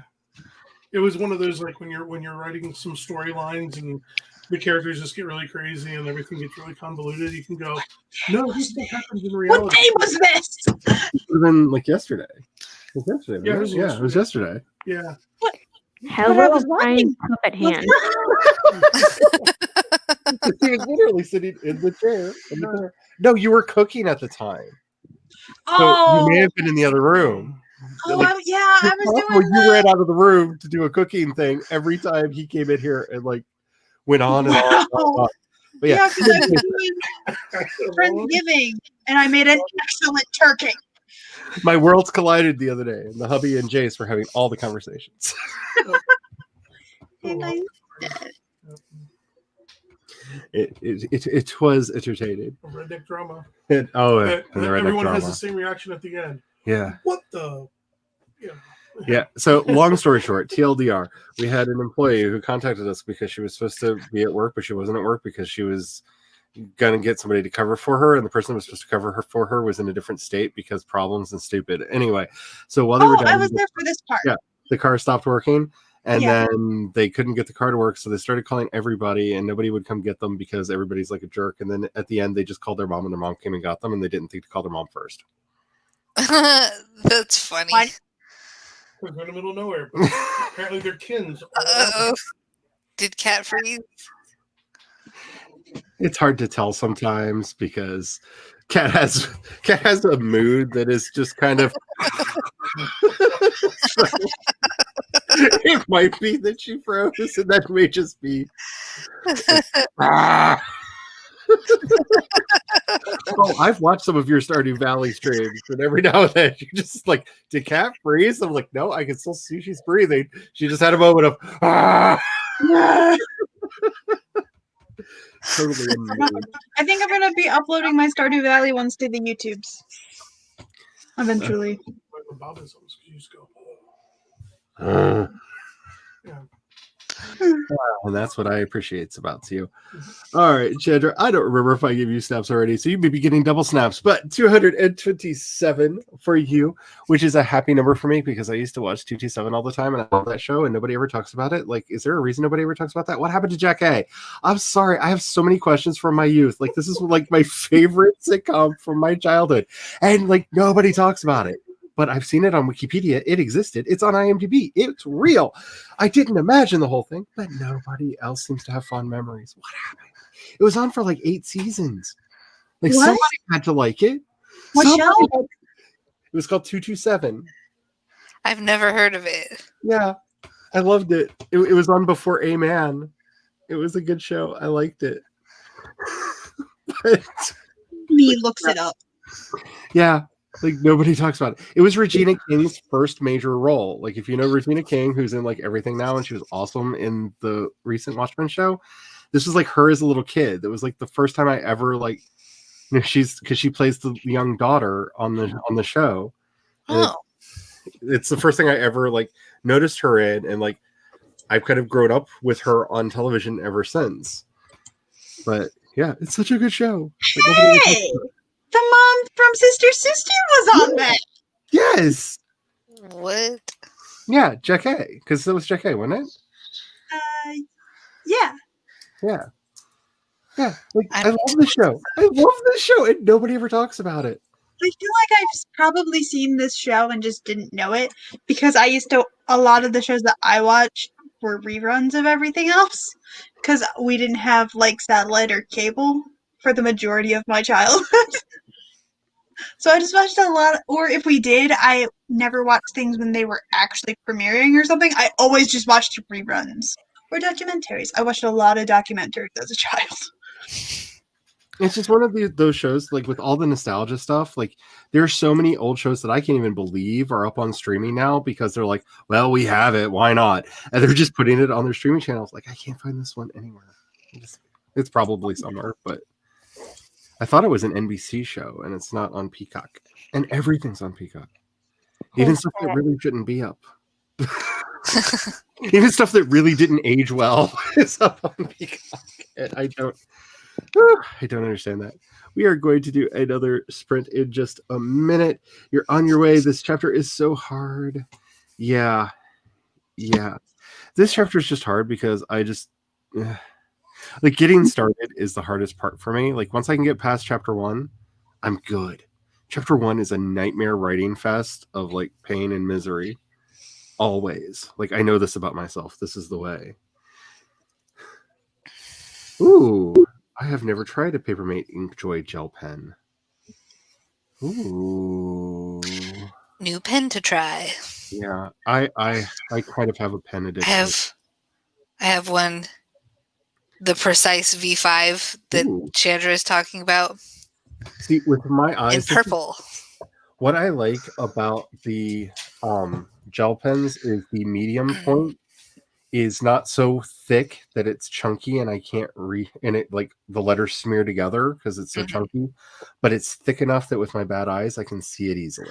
Oh, and that makes sense. Yeah, that's a really hard like neuro balance, like because once you start getting the wider tipped pens, you have to start writing like giant child letters, or it just becomes like a smushy squiggle that makes no sense. And the tips on these are just right that I can still read them. And is there anything in here I can actually show people that's not a spoiler? Yeah, that's not a spoiler. See, they're just fine. They're just fine. I can read just fine, and it works for me. But I have to be careful because I'm not telling anyone the name of this until it's done. It's like I'm not going to accidentally go to that page. Please don't accidentally do that. Don't break it in. Alrighty. So I know that you're a bobblehead. Yeah. You would be surprised some of the dumb stuff that people have tried to do. Like we've had people try to bring their own keg of beer to the bar. Why would you bring your own keg of beer to a bar where they have alcohol? And we were like, really? Why are you even here? Like, what are you doing? And like, we can't let you serve that because we have to vouch for all the food and beverage served on the premises. Like, we're liable for all food and beverage served on the premises. We don't know what's in that keg. Like, that could be poison for all we know. You know what I'm saying? Like, we don't know what it is. We can't legally let you serve it. And yeah. Then they get all like crazy mad at us, and it's just like, people, just throw a party at your own dang house. Like, everybody around here lives in a ranch, don't they? Like, we're literally in the middle of nowhere. Like, people are all like uptight because we have apartments now. There's like 4 apartment buildings in town. 4. We've got 4 apartment buildings in town now. It's crazy. There are people in apartments. Wow. We are so rural. You just don't even know people. Yay! I loved that show. Yeah, and Regina King. Oh, I love her. Like, I have followed her career with joy and delight. Like, I will watch something just because I see she's in it, because even if the thing is bad, she's usually good. Like, I love her so much because I do not like Damon Lindelof, and the only reason I watched the new Watchmen show was because Regina King was in it. And then I was very happy that I did because it was a really good show. Whew, it's a good opening. That's a good opening. All right.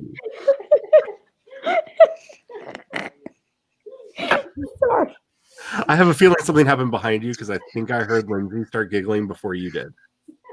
Yeah. I'm pretty sure shenanigans are afoot.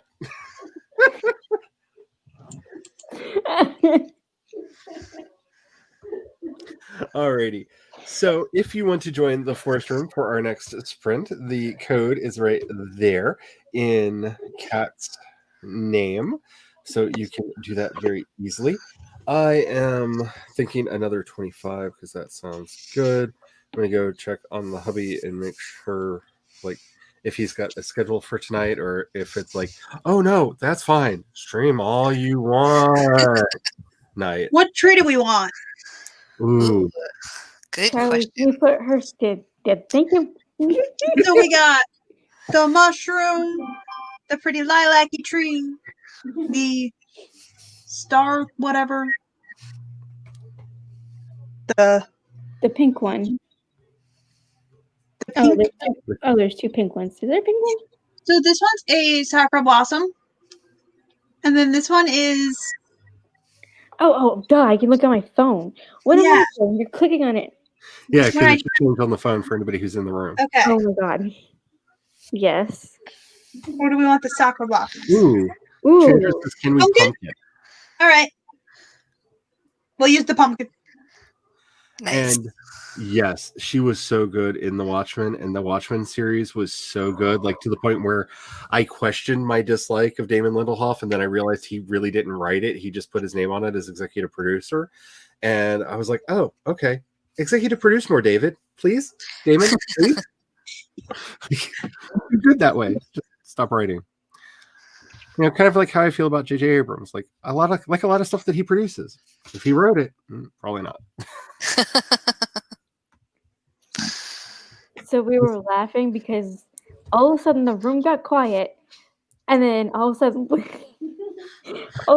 Lindsay's stomach just growls really loud, and she just starts cracking up, which makes me laugh. It was just like the Okay. funniest thing. So about a week ago, I forgot to have lunch because I'm really bad at that. And the cat was sleeping like on the chair right next to me, and I'm working and getting my stuff done. And my stomach goes, and Jinx jumps up, looks at my stomach, and goes, like Bride of Frankenstein at my stomach. Like, how dare you touch me that? So help me, if you two get into a fight, I am no. Fine, I will go get something for lunch. Dang it. Oh, that's too funny.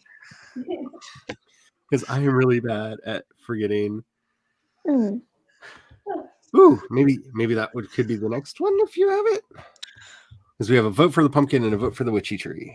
I don't have a witchy tree. I have the pumpkin scarecrow. Alrighty. So last call for anybody to get the code right there before I start putting banners up. Because I'm very excited to get some words done. Because whether or not I finish this chapter, I'm at least getting progress on a story, and it feels so good. It feels so good. It feels I so wish good. it did keep our names up. Yeah. When we put a banner up. Yeah. Yeah, I Because know. it Me moves our pictures so that we move up. So this one, see, what I might start doing is while we're doing the intro. Here, I can remedy this really quickly. So make a little thingy. This is that. I can't spell. I want to type real fast. This is one of the reasons why I really like to do text to speech. Wow, Sprint doesn't have two E's in it? That's new to me. I'm learning all kinds of things. So I can put that up so that people know that we're just about to start one. Because that's why I like to put it up quickly, to just be like, hey, we're about to do this. So that people know, like, oh, okay. You know, because I notice in chat sometimes people are like, is there going to be another sprint? And, you know, because, you know, Yeah. it's me. And sometimes it's like, nope, no more sprints. The sprint's over. The Not sprints. really. Yeah, because no one on screen wants to interrupt somebody else that's talking on yeah. screen. One Yeah. moment. I will get to you in a moment. We're about to do a sprint. I can't see. I will talk to you in a minute. All right. Even if they are your husbands, don't feed the gremlins. Save your work. Do everything that you can to keep the gremlins from taking it. Yes. Stop that. That's creepy, and I don't think they can hear you. You're just creeping me out. He's over there doing his Gollum voice, going, I can hear it. stop I it. can't hear what he's saying, but I can hear him. Oh. Stop it. Stop it. Midnight yet?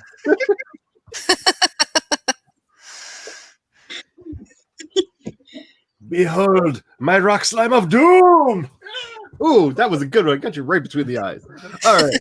So, Heard in that time. let's get this sprint started in a 5, a 4, a 3, a 2, a 1. 25 minutes starting now and go.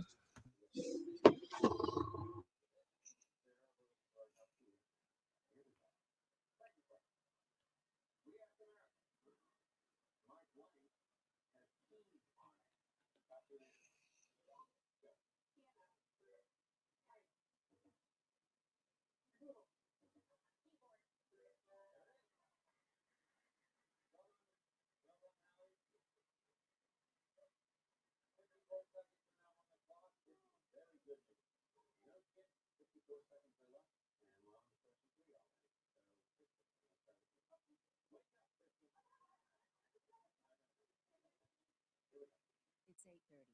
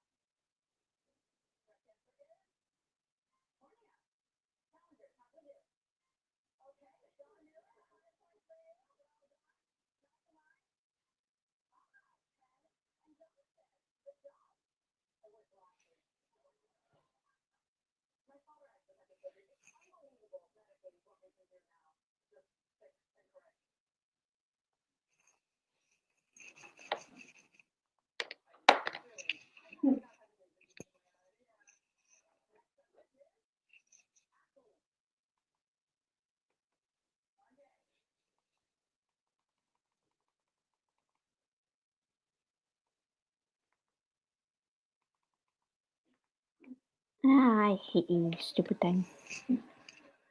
Sorry, I didn't mean it like that. I was just looking for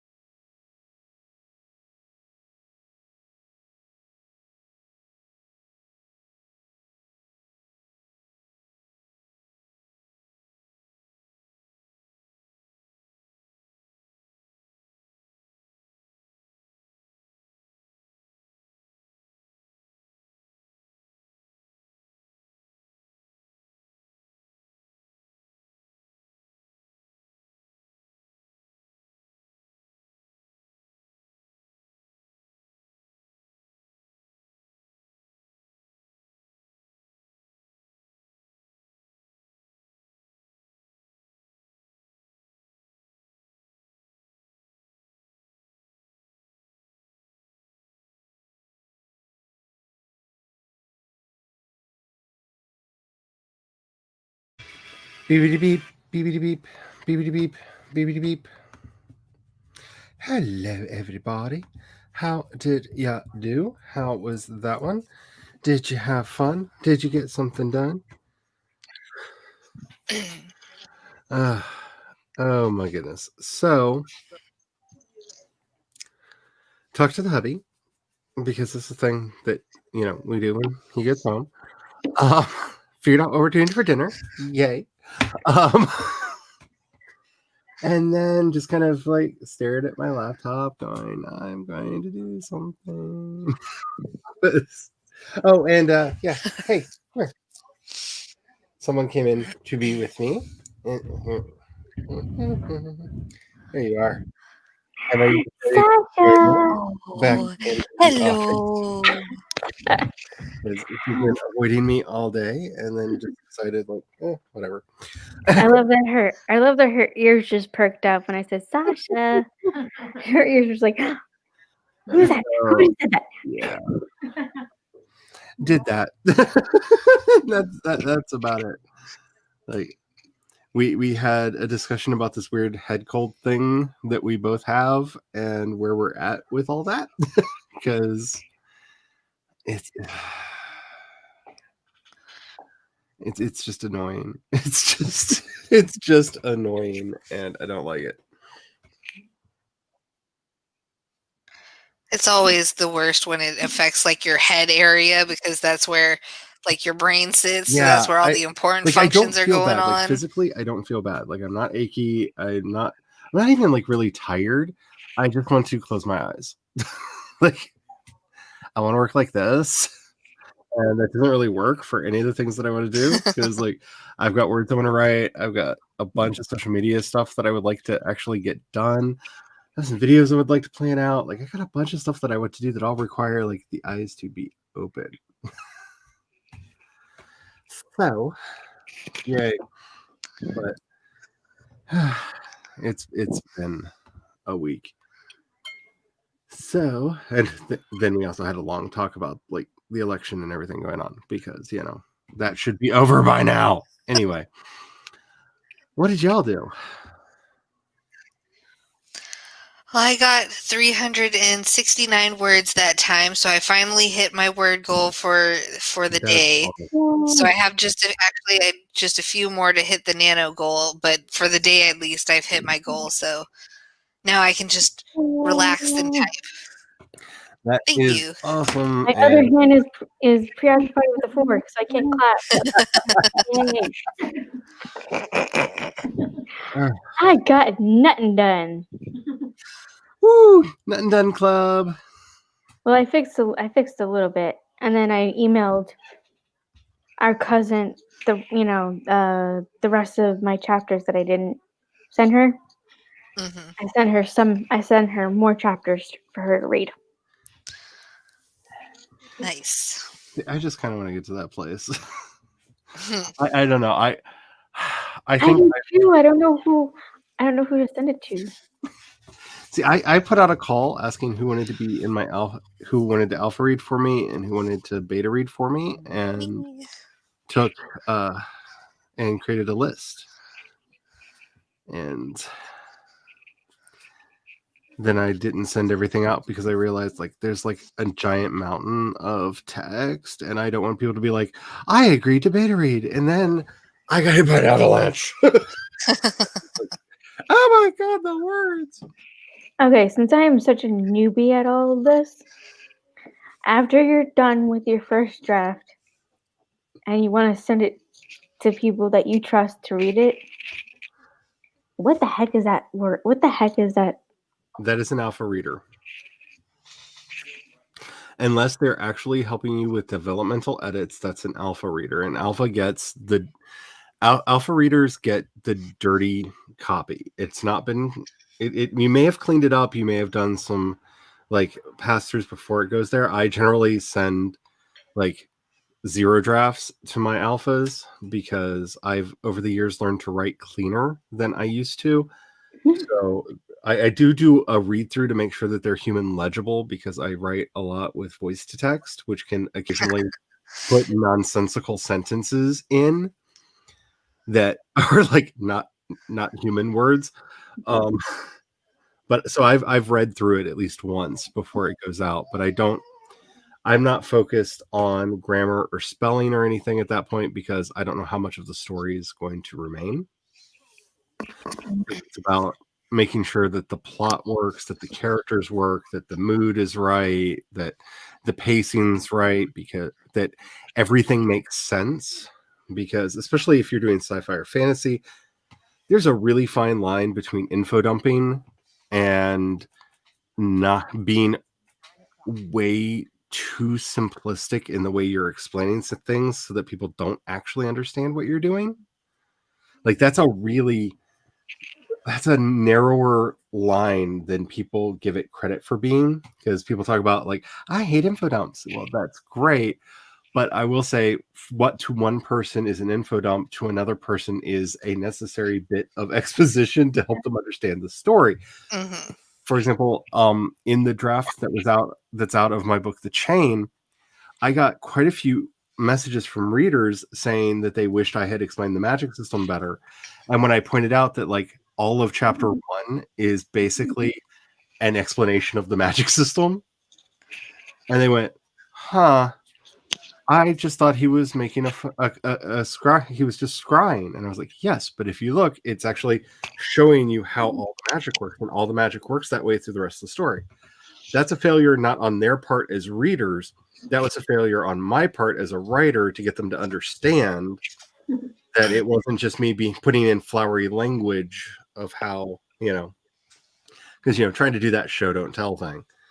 So it's a very fine line between the two. So, making sure that you've got all that worked out. Like, it's one thing that I do like envy people that write contemporary fiction, because like you don't have to explain how a car works. You just say they get in their car, they drive to town. Like, people get really frustrated if they don't at least have an idea what kind of faster than light travel you're doing in a sci-fi story. And you don't want to like spend 3 chapters explaining like, here's how the warp core works. Unless you're into that, like there's nothing wrong with that. But I'm one of the people that enjoys that, but I get that that's not like good writing. So what is How are you doing? There is a gnat on my glasses crawling. Oh, You go away now. Okay. I noticed the black dot, and then it started moving. I was like, oh, there's literally a bug crawling on my glasses. Lovely. so when you send it to alpha readers, what do you ask them to do? I would recommend that you search for alpha reader or beta reader questionnaires. There are a lot of them that you can find Cool idea. that will give you an idea of questions that you may want to ask. I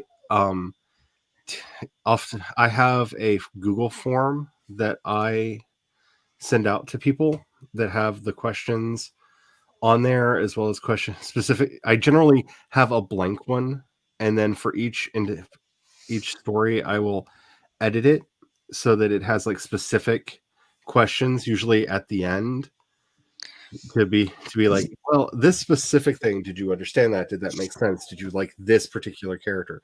Most of the other ones are kind of vague, more like, what did you think? How did this work?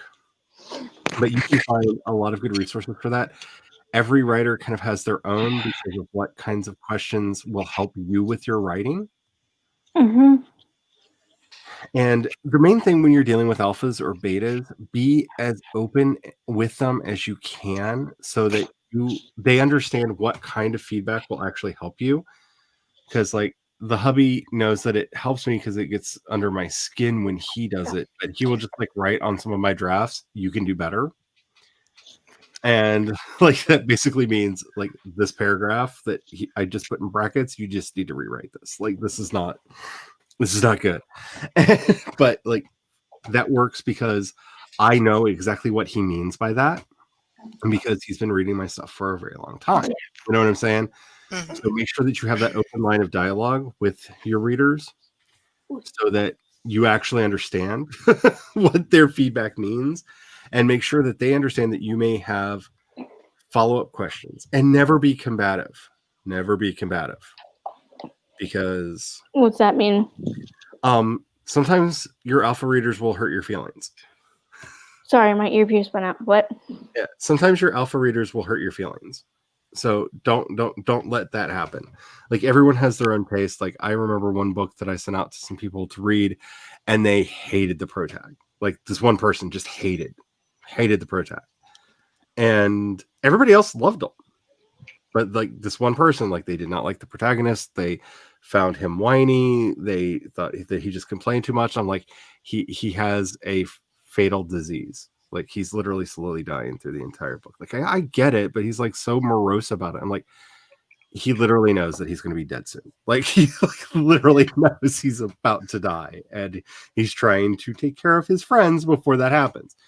Yeah, but does he have to be like so morbid? I'm like, he literally knows he's dying.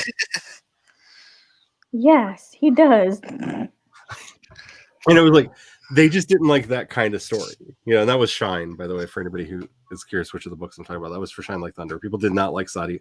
There was one of my beta readers did not like Sadia's character because they thought he complained too much. And I was just like, I can see that. But then, you know, he is like literally dying. Like, he can see his own mortality before him. Like, he just went through a traumatic thing. He has kind of the PTSD. Like, he's not really whining. He's been through stuff. And the other readers liked it. So, but you can't let that hurt your feelings, because when I say they didn't like it, I mean, I got one of those messages back like, why the F did you create such an effing emo piece of S character that just nobody will ever care about? Like, blah, blah. Like, it was very strongly worded opinion from that one reader. Like, and I knew them, and I knew that, like, that's just how they talk. Like, that wasn't them being like specifically mean. It was just, when they have opinions, they just spout them. But very unfilteredly. So yeah. But just remember, not everything's everyone's cup of tea. And at the end of the day, unless you're working for a company that's paying you money, no one else's opinion really matters, as long as you're happy with your work and it is capable of achieving the goals that you have for it. So when you're looking up the questionnaire, when I'm looking up the question, different questionnaires, should I put like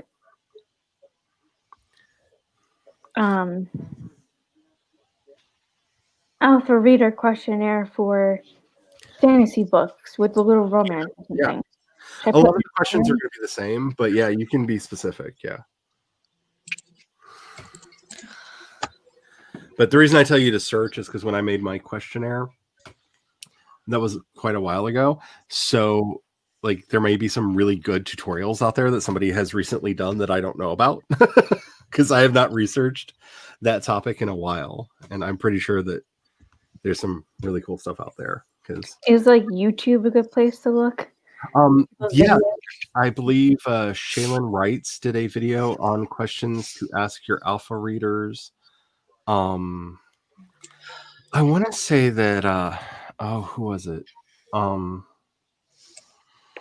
She's one of the bigger ones. She works at she does a lot of publicity talks on her.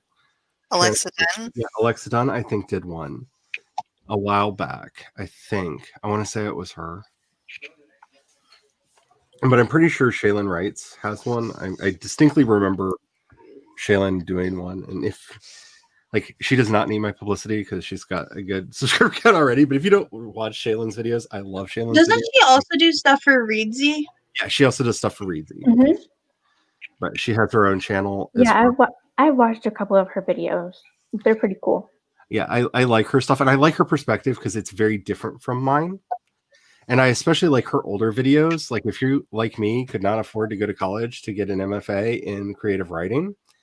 I couldn't afford to go to college. Do you know how in debt I am?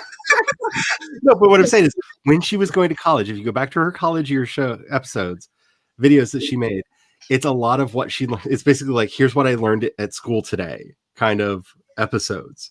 So, like, it was really interesting getting to hear what she, as a Canadian, was learning in their education system.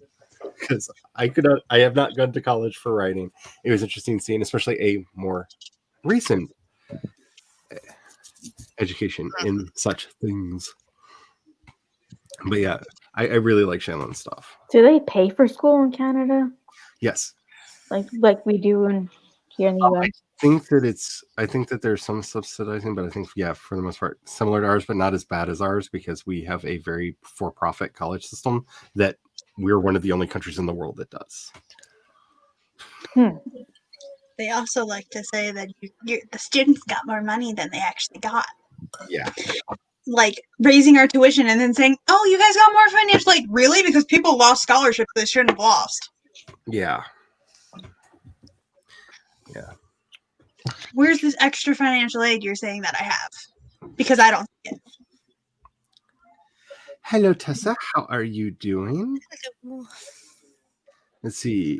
We forgot about the stream. Yours is at 10, which means in about, an hour? Then about 50 minutes you're starting. I might call mine then, because my energy is really waning. We'll see how I'm feeling, but I will put it this way: whether I continue to stream or not, productivity will probably end at around that point. So, Do you want me to set up another room? yeah, I would like to try to do at least one more. Like, I live in hope that this chapter will be done today, but I was just on the phone, so that's why I have my thing set to not deep focus mode, because then I can get phone calls from my roommate and talk to her while she walks the bike home because the chain came off. Oh no. I thought Sarah, I don't know why, but I thought Sarah said to put on the focus mode thing so that way you can do whatever you want on your phone and nobody's sure you will die. I thought it was the exact opposite. No, deep focus mode, your tree will die. Yeah. If your deep focus mode is off, it won't. Yeah, I actually use Forest for deep focus mode because I have a very bad habit of being like, I don't know what to do. I wonder what's going on Instagram. So I often will use it just so, because I do have weird emotional attachments and things. And I'm like, I killed a tree. Well, I don't that would be a lie to say that I've never cried over killing a tree, because I'm a very emotional person. But I usually don't actually cry. I feel like it sometimes, though. Hello, Jennifer. I don't remember seeing you pop in. Hello. How are you doing? If I missed saying hello. Who's in the tree room? If I missed saying hello to you earlier, I'm sorry. But it is. I put it in the chat on YouTube and on Twitch, and it's my name. Thank you. So we'll do that real quick. Hold on, try to figure I out. like to put your name as I'm phone. I was like to say I am on phone. Because I'm on a phone call and I just didn't want you to think it disappeared. I'm not dead, I swear. I'm on the phone. Oh. Yeah, I was gonna say it said I'm phone, and then it said I'm on phone. I'm on phone. When I realized I didn't type on. Chandra left for the night. Night, Chandra. And it was funny. I was like, you mean on the phone? I was gonna tease you about that and say, don't you mean on the phone? And I didn't, but I didn't because I didn't want you to take it the wrong way. Well, also I couldn't hear you guys because I'd muted you guys. I don't know if, and I don't think anybody put their numbers in chat. I just double checked. I don't see any. If you did, StreamYard is hiding it from me, and I apologize for skipping. Chandra, 92 words at 8:56. And Heather, we aren't stopping it. We're going to be doing another sprint shortly. Yeah, we are going to be doing another sprint in the not too distant future. We will probably be stopping at least stopping productivity at around 10 Eastern time, and that will pick up over on Tessa's channel. I don't know how long I want to stream tonight. I just know that my ability to convince myself that I will actually get some writing done. It's I'm losing it. Okay, so I put this up for a reason. If you're not currently checking me out on Twitch, this is currently streaming over there, and that's the thing that you could be doing if you prefer Twitch to the YouTubes. I will also be doing several new lives over there, just exclusive over there. Plus, I have a few channels that auto host on mine. So when I'm not streaming, that would be a lovely cat over there. And Jace is also hosted on mine channel. Mine is supposed to auto host you, Jace, Meadow, Sako, Sarah Schwarmweber, and I also today added World Anvil to that to auto host them as well. Yeah, because I used my one free Prime subscription on World Anvil. I actually set up, if you go to the world building thing on my Discord, I set it up that all of their updates about their schedule and updates to the platform go into the world building thing automatically, because I love them and they are fantastic. And if you need to feel good, I'm just going to say this. If you need to feel good and you do not have inspiration to write, I don't care what the topic is, go click a random video that has Janet on it. Janet will get you pumped up and excited. Like she is. She's so happy. I love her so much. And even when she's tired, she's full of energy. Yes, I love her so much. Like her and Demetrius were so tired on their stream today. I was like, oh, how do you have this much energy when you're this tired? I love her so much. Like, seriously, if you need to get pumped up and you have never watched a World Anvil video, like, it doesn't matter what the topic is. I don't even care if you care about the topic. Just hit play. Let Janet give you power, because she is my demon queen, and I will make all the elf shoes for her that I can make. Because, you know, it's who I am. Have the fun and have a blessed night. Maggie, I hope you are feeling better. Hello, Tamara. Your schedule. And I just put the World Anvil YouTube channel in the chat. Thank you. It is a phenomenal resource. Like, honestly, a lot of the content I wanted to do, I didn't, because they beat me to it and did a really good job at it. And I don't mind that at all. Like, they are really, really good.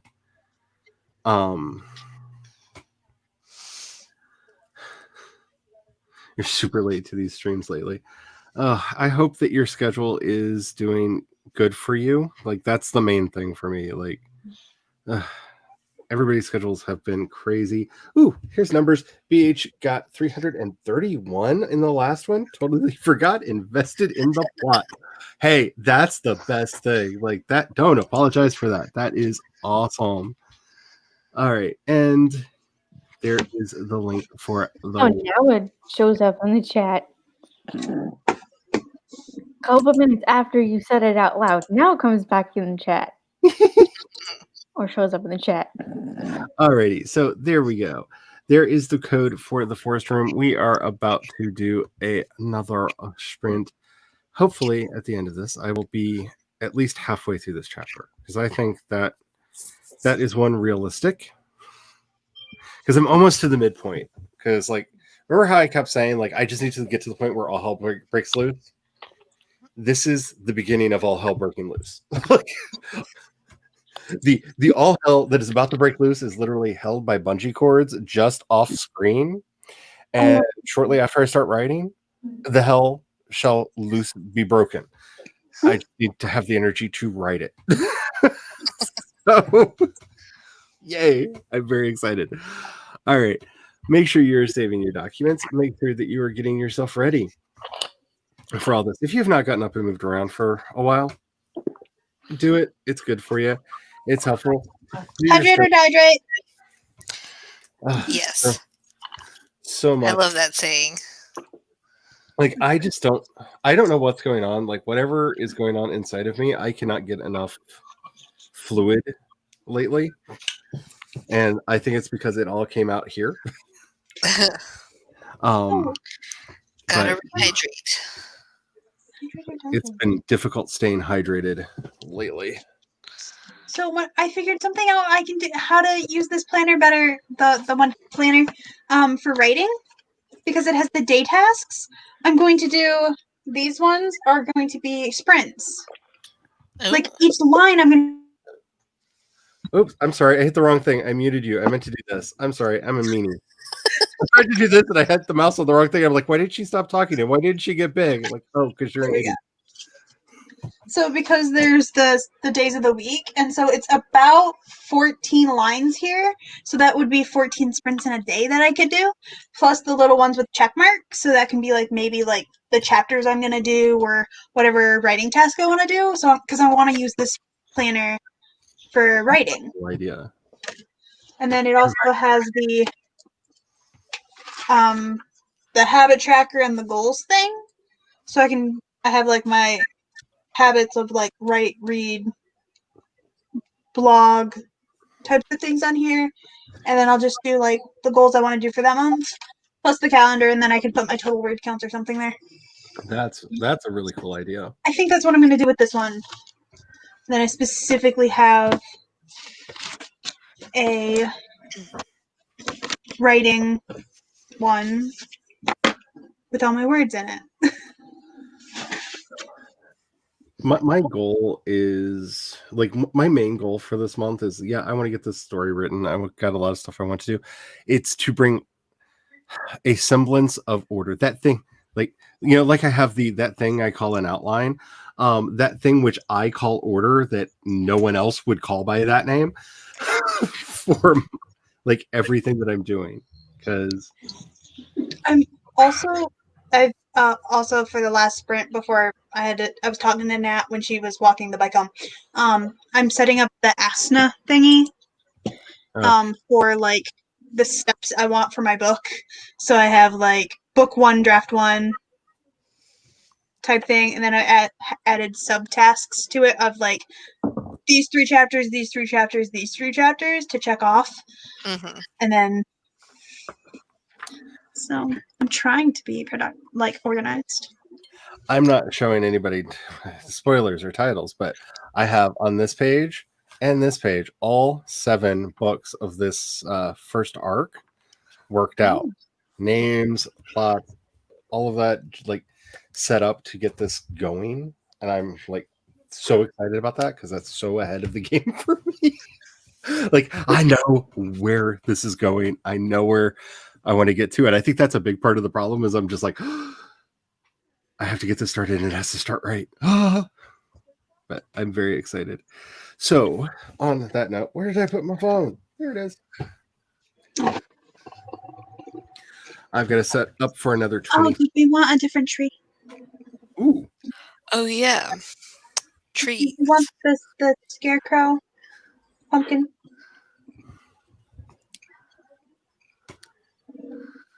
My phone's bright, sorry. I love the scarecrow, but Why isn't it coming up on my thing? again, that's like totally my aesthetic. So I'm going to put that back up just real quick in case anybody hasn't jumped in that wants to jump into the room. And I'll go ahead and leave that up until we actually start the sprint. Looking to see, actually, wait a minute. Flip over a screen. I actually have YouTube chat up, so I don't have to wait for the time. I didn't see any specific requests. Oh, now it changed. Now it changed on my phone. Yeah, it probably took a second. I was like, why didn't I see it? You put it up on the thing. Why didn't I see it? What the heck? Because it has to go through the server to you. Through my Wi-Fi to the server, from the server to your Wi-Fi to your phone. Fine. Okay. So the first thing that I'm doing in this sprint is I'm letting the dog back into the rest of the house because she's realized that it's just you in here, and she wants to go in with hubby, and she's like growling at me. No, not like growling, but like doing that thing that she does that I call cussing, just sitting over there going Rumbling at you. and like looking at me like, why have you not let me out of here yet? Why am I trapped? I'm like, because you followed me in. Your fault, not mine. So Hi, I look up how my sprint is starting. All right, we are to World Amble YouTube channel. I think I need to see this. Also, so World Anvil also has free versions if somebody wants to try it out. Yes. So Actually, they have a what I like about them, as opposed to a lot of the other world building projects that are out there, their philosophy is very simple. Everything that you need to build a world is free. It's the bells and whistles and add-ons that they have paid tiers for. So, like, if you want to private your world so that it's not public, that's not that's not technically necessary for world building, because they have over 1 million worlds on World Anvil right now.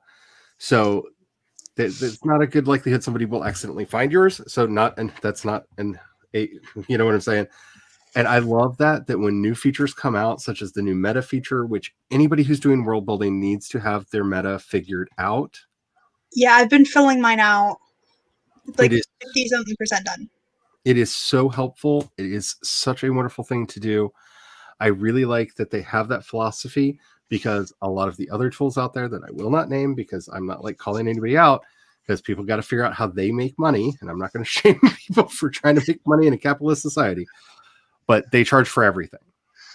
And I love that they want it to be open for everyone. Like, even a lot of the role-playing stuff is free, like, which is really cool. Like, if you play games, like, they make character sheets, like really good interactive character sheets and stuff, and you can connect it to a couple different virtual tabletops. So everything that you write in your world will show up in the game, the actual game program that you're playing in. Like, all that's still free. It's just the bells and whistles that you pay for, and that's delightful, and I love that about them. Oh, you can even make a family tree. Sorry. And by the way, Janet, I love you all so much, and I talk about you so much. Like, a little sponsorship, like, or at least like a like discount next time I have to, like. Yeah, you have to save. You pay a lot of money. Yeah, you could pay in trade, like, just like. I'm just saying, I love them so much. I give them money. This is like a reverse sponsorship. I pay them a lot of money. So I talk about them and I give them money. It's a reverse sponsorship. They totally a reverse sponsorship. Oh, sorry. The hubby's playing with the dog. Very distracting. Anyway, we're gonna get started. Everybody ready? In 5, 4, 3, 2, 1, and go. Ding.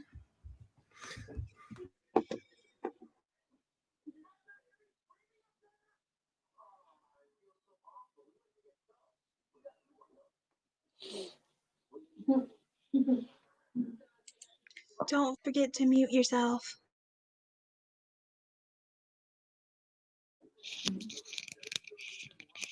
Thank you for the reminder, because I forgot. Crap.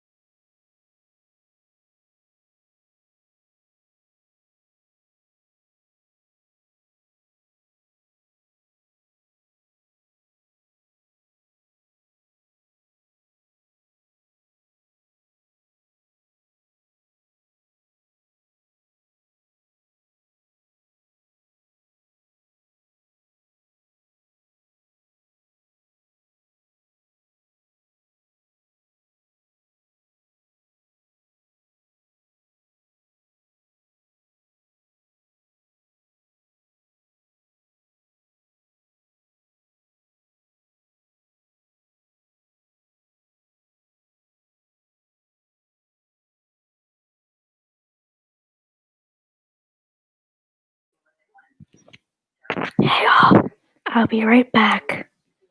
I need to go to the restroom.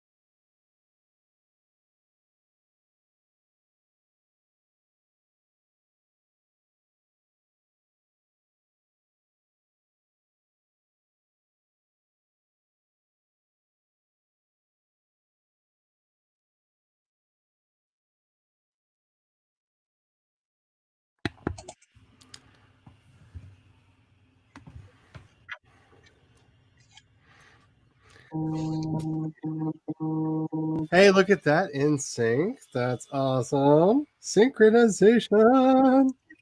Beep, beep, beep. Beep, beep, beep, beep, beep, beep, beep, beep, beep. So I am not ashamed to say that I got some writing done, and then my phone did this naughty little thing and said, "Oh, Chris Cornell has a video out where he's going to gush about Billie Eilish for 10 minutes." And I went, "Oh, somebody's a musician who actually knows a lot about music is going to explain to me why I like this artist I love." And I may have watched that and just gone, "Oh, Billie, for like 10 minutes." Because if you've not heard Therefore I Am yet, Billie Eilish's new track, or seen the video for it, it is so good. Yeah. It is a response to all of the idiots who went after her for being too boyish, for being too fat, for her appearance at the Grammys this year. She's only 18. Yes. It's Yes. a baby. She's just Yes. a I kid. will fight you people. Yes. And it is a wonderful video that is her running around a mall stealing food from a food court and just stuffing her face while the song Attacking These People plays in the background. And I am here for it. It is an amazing, like, I didn't know what a Billie Eilish power ballad would sound like, but like, this is like, do you need to get pumped up? Would you like Billie Eilish to do it for you? It's, "Oh, you stupid man, who do you think you are?" in lyrics, and I love it. I love it. I love it. I love it so much. Definitely check it out if you haven't. And the Chris Cornell video, I'm sorry, the Charles Cornell video was very good as well, and it just went up. It's called Billie Eilish and Phineas Are on Another Level. It was really neat hearing a musician who actually knows something about music, like knows, like, here's why these chord progressions are really neat, and here's why when you hear her do this with her voice, it really like gets you. And like, it's I like learning stuff like that, and I really enjoy it. I also think I like Billie Eilish because I'm really into like torch singers from the 1930s, and she's like a modern reincarnation of a 1930s torch song. Like, oh, so much. I'm also going to say, before we get into too much of how did everybody do, I'm probably not going to be doing any more sprints on this channel because my energy is what it is. But Tessa is just about to begin sprints over on her. What? Oh, and so is Meadow. I forgot about that. She's doing that every day. Yeah, that's right. That's every day. I keep thinking, like, she did that last night.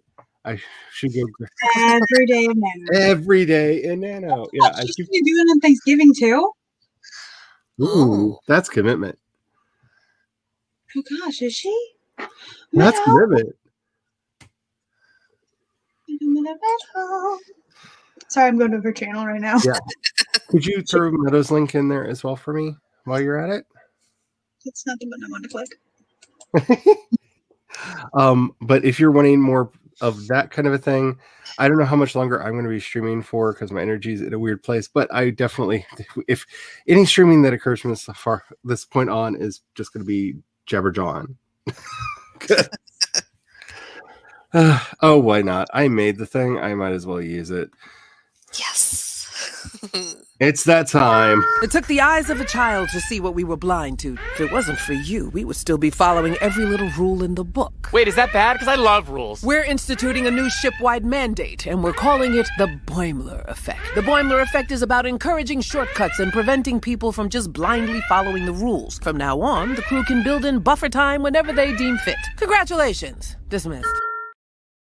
And for anybody who doesn't get why it's the Boimler Effect and not just like, no, we're not doing anything from this point on, a lot of people like myself actually work better with chatty streams on in the background, because I used to work at like cafes and stuff, and I like having that like chatter in the background.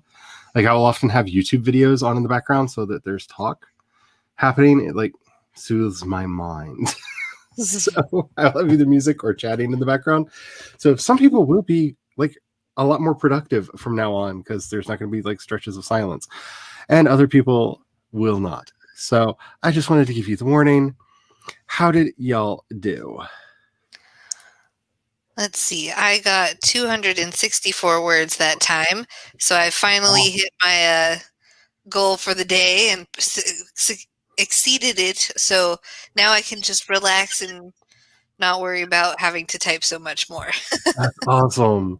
And I just have to say, I'm just scrolling through the chat, trying to figure out where to start. And I'm just going to like start here because I just love that, like, simple sentence, straightforward, murderer POV. I just love that. Like, I get it. She's writing a thriller. I saw the chat leading towards it, but I'm just saying, like, for me, very on brand. Let's just have murder POV down in the bottom. Oh, yeah.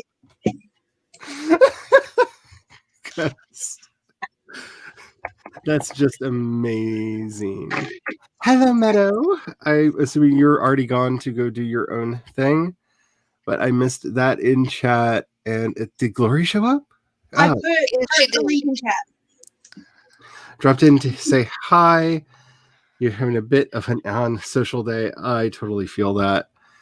Like, I had an extremely social day because I was like, I don't feel like writing. And Nikki was like, would you like to talk about tarot cards with me and Sako? And I was like, yes. And so that's what I did like all morning. So I had work this morning. I had some crazy phone calls come in. I was just like, oh man.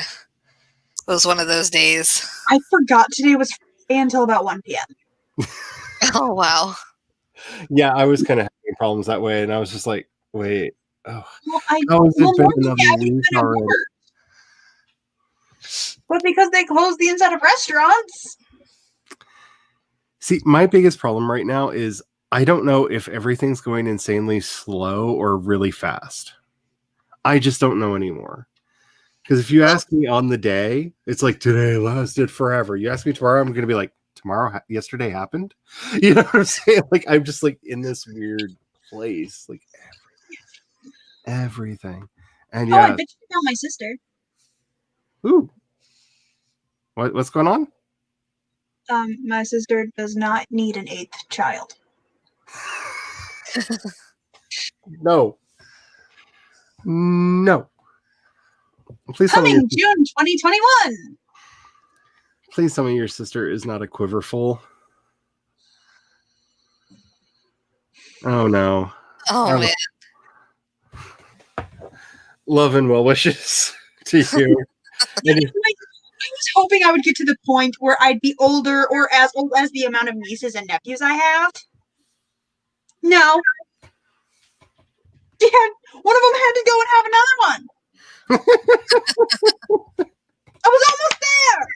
I was almost older than the amount I have. And if anybody doesn't know what that means, what I said, it's a very dark rabbit hole of a very different kind of like world you may or may not want to look into. Like, it's not like, well, okay, it is kind of culty in some respects, but like it can be extremely culty. I will say that. But oh yeah, YouTube's like that. It doesn't give notifications till like 4 hours later. Oh yeah. Welcome back. Mm-hmm. 301 words. That's awesome. Your goal is to not pass out at the keyboard tonight and smush my glasses into my faces. They get stuff I've done all week. Oh no. Good luck with that. My goal is to just like, I actually did my goal. I started writing. I'm almost halfway done through chapter 1. And considering I have no energy at all today, that is a huge accomplishment, and I'm patting my own self on the back. Like I did something. Yay.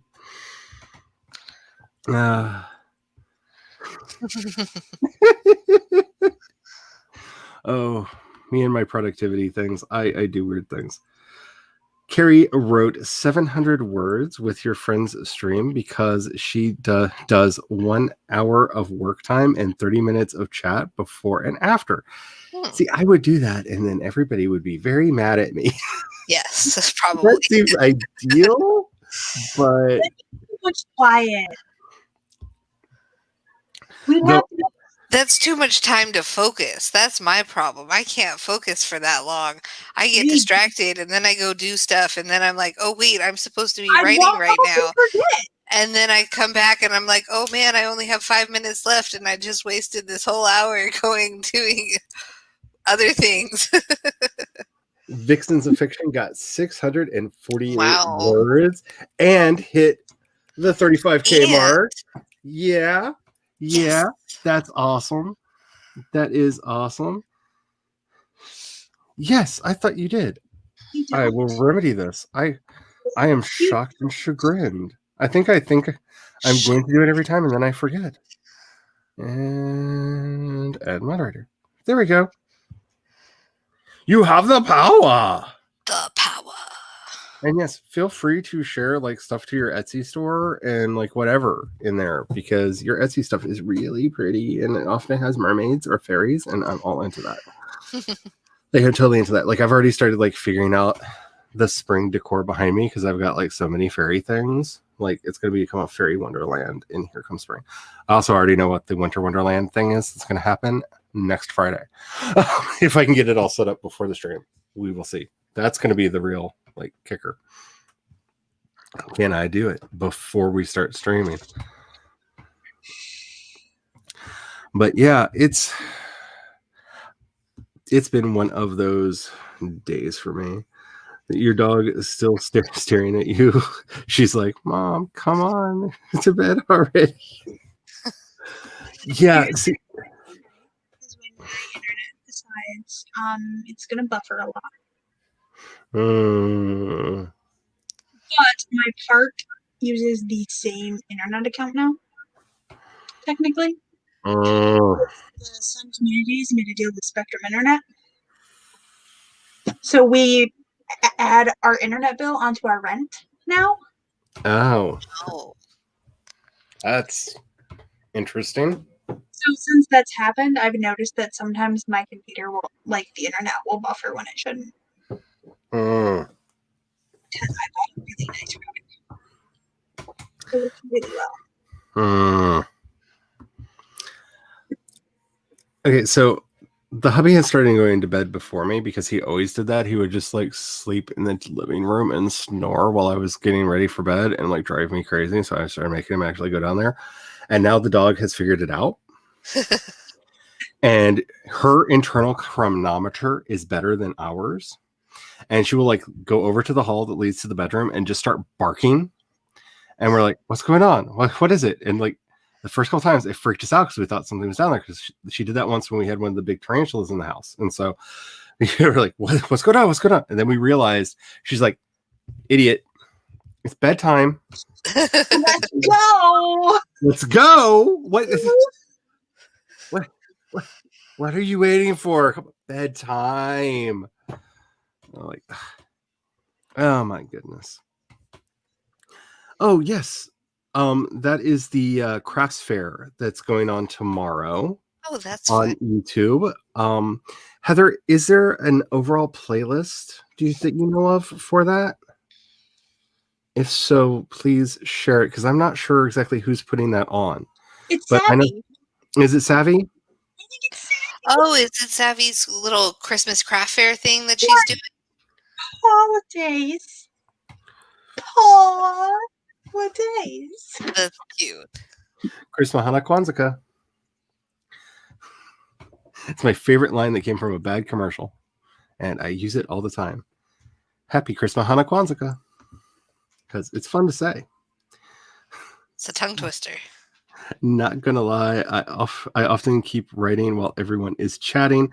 I often do that too. I prefer chatty streams. Like, the most productive streams in the world for me is when Sage streams and like they're just all like blah blah blah blah blah blah blah, like talking like the whole time, and I love it. Like, I love it because I can chime in the chat. I can work on my story. Like, that's how my mind works best. And I've thought about like trying to do that over here, and then I was just like, I don't know. I don't. I feel like you'd have to have a couple of people on so that the people on screen can also work. Because if you notice, sometimes I actually do a lot of stuff when we're talking. Yeah, I think that's actually one of the things that people are going to notice more on the Twitch stuff, the Twitch streams, is a lot of it's not going to be as sprint oriented over there. I'm just going to be kind of writing and stuff and like responding to chat, and it's going to be like office hours. I'm also going to be putting on some of those playlists because I found a copyright-free synthwave playlist that will be on in the background that's like totally on brand for me, and I really, really like it. I actually like found myself turning it on the other day just because I wanted to have it on in the background, just for me, like not for anybody else. So like I'm excited about that because yes, Sasha is all about routines. Like, she got mad at the cats because they didn't poop on schedule one day, and it took us forever to figure out what it was. But like the cats all like go to the bathroom at like roughly the same time every day, and like she would run to the back room where the cat box is, and she'd run back out and start barking at the cats. And like I noticed her like actually like nuzz one of the cats back there, and I'm like, "What are you doing?" And then I realized what time it was. I was like, "You're afraid they forgot to go to the bathroom." She's like a dead mother. Well, she's part border collie, so she has a very strong like, birding instinct. Yeah. And she's like, "No, it's time. It's time now." Like, yeah. It's so funny. Like, it is amazing how like much better her sense of time is than like any of the humans in the house. I remember the first couple months of starting school, like college. I was like wake up and then I'd be doing something in the morning, like doing something like I feel like I'm supposed to be doing something very specific right now.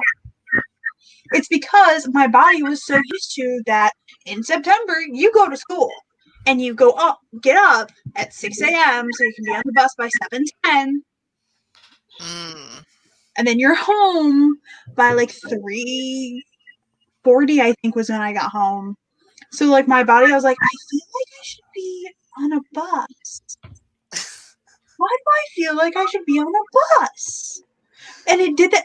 I did that for like the majority of my first semester.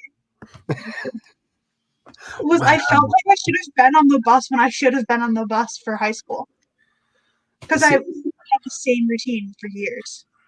This means nothing to anybody who hasn't met any of the clan, but I'm a Dorset, which means I have absolutely no sense of time at all and never will. My grandfather was literally late for his own funeral because they lost him in the funeral home and we had to find him. Like, they put the wrong person in there. Like, we all showed up. We were ready for the funeral. They opened the casket to do the viewing, and it was somebody else.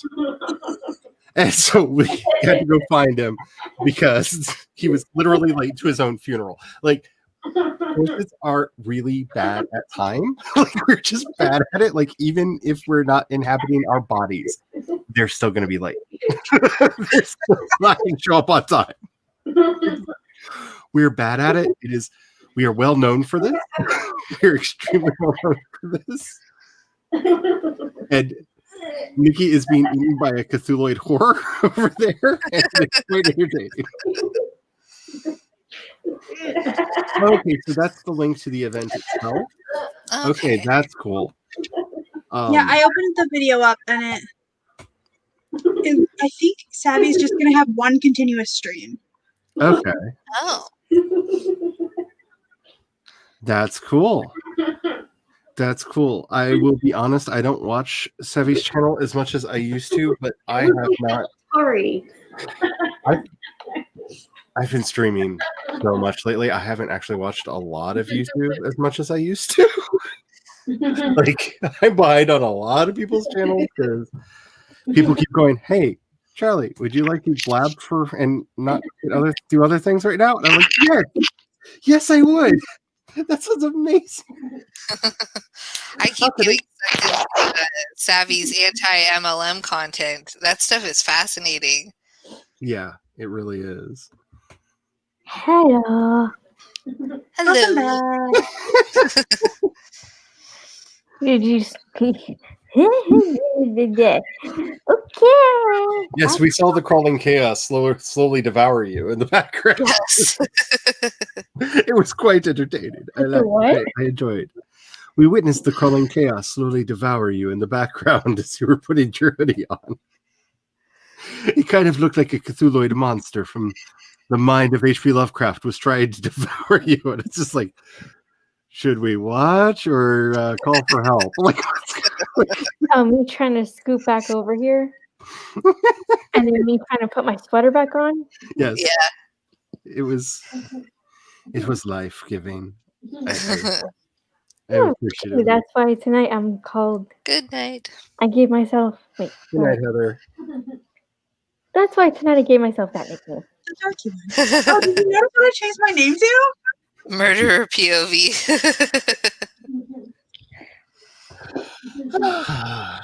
Oh, I wish I had an icon with a knife. It's much better. I actually changed some of my backdrop during the last sprint. That like it's far enough back that like nobody's gonna notice, but I did it because I was like, "Oh, that's back here already! Yay!"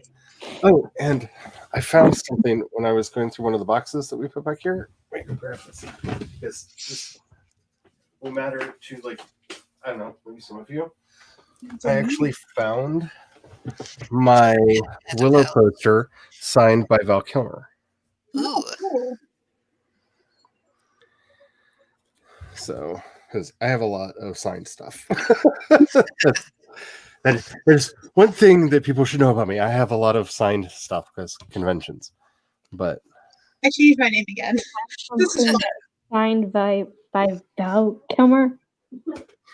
yes, that's the poster from Willow. Oh man. So, poster from Willow, and that's Val Kilmer's. Very legible. Very. But you got to think, how many autographs has that man signed over his career? Like, I'm surprised there are any distinguishing marks on it. But It looks like a VV. yep. V with the flat V. But I've got a lot of stuff. I What's your favorite Val Kilmer movie? Ooh, that would have to be probably The Doors, because I love that band so much, and his portrayal of Jim Morrison is so good in that movie. And what a lot of people don't know is he actually did the vocals that are used in that movie. That's not Jim Morrison being dubbed over him. That's not him lip syncing. He practiced to sound like Jim. And yeah, so with very few exceptions, like some of the songs in the songs in the credits and stuff, and you can hear the difference. Like if you're paying attention, you can hear the difference. He did such a good job in that film. And we can talk about like historicity and whatnot, but the Doors need to be mythic, and I really don't care about like like stuff like that. But that was such a good movie. I still watch that one quite a bit. But that one means a lot to me for a lot of reasons. But like,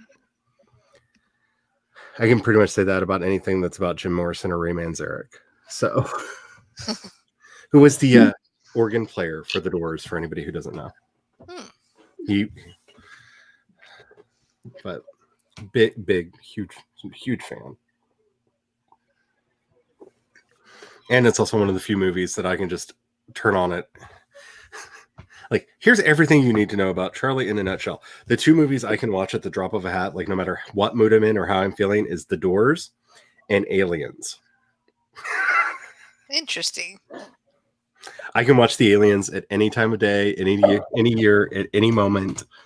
I may have had it on in the background during sprints a couple times on these streams in the past because I am obsessed with the early Alien movies. I wish that they would keep Ridley Scott away from everything for all time immemorial because I'm just done with him. He found a way to make the story of Moses anti-Semitic, and I really don't like that. Oh, if you have not seen his, what was it called? Gods and Pharaohs, I think. He recently did one. It stars Christian Bale.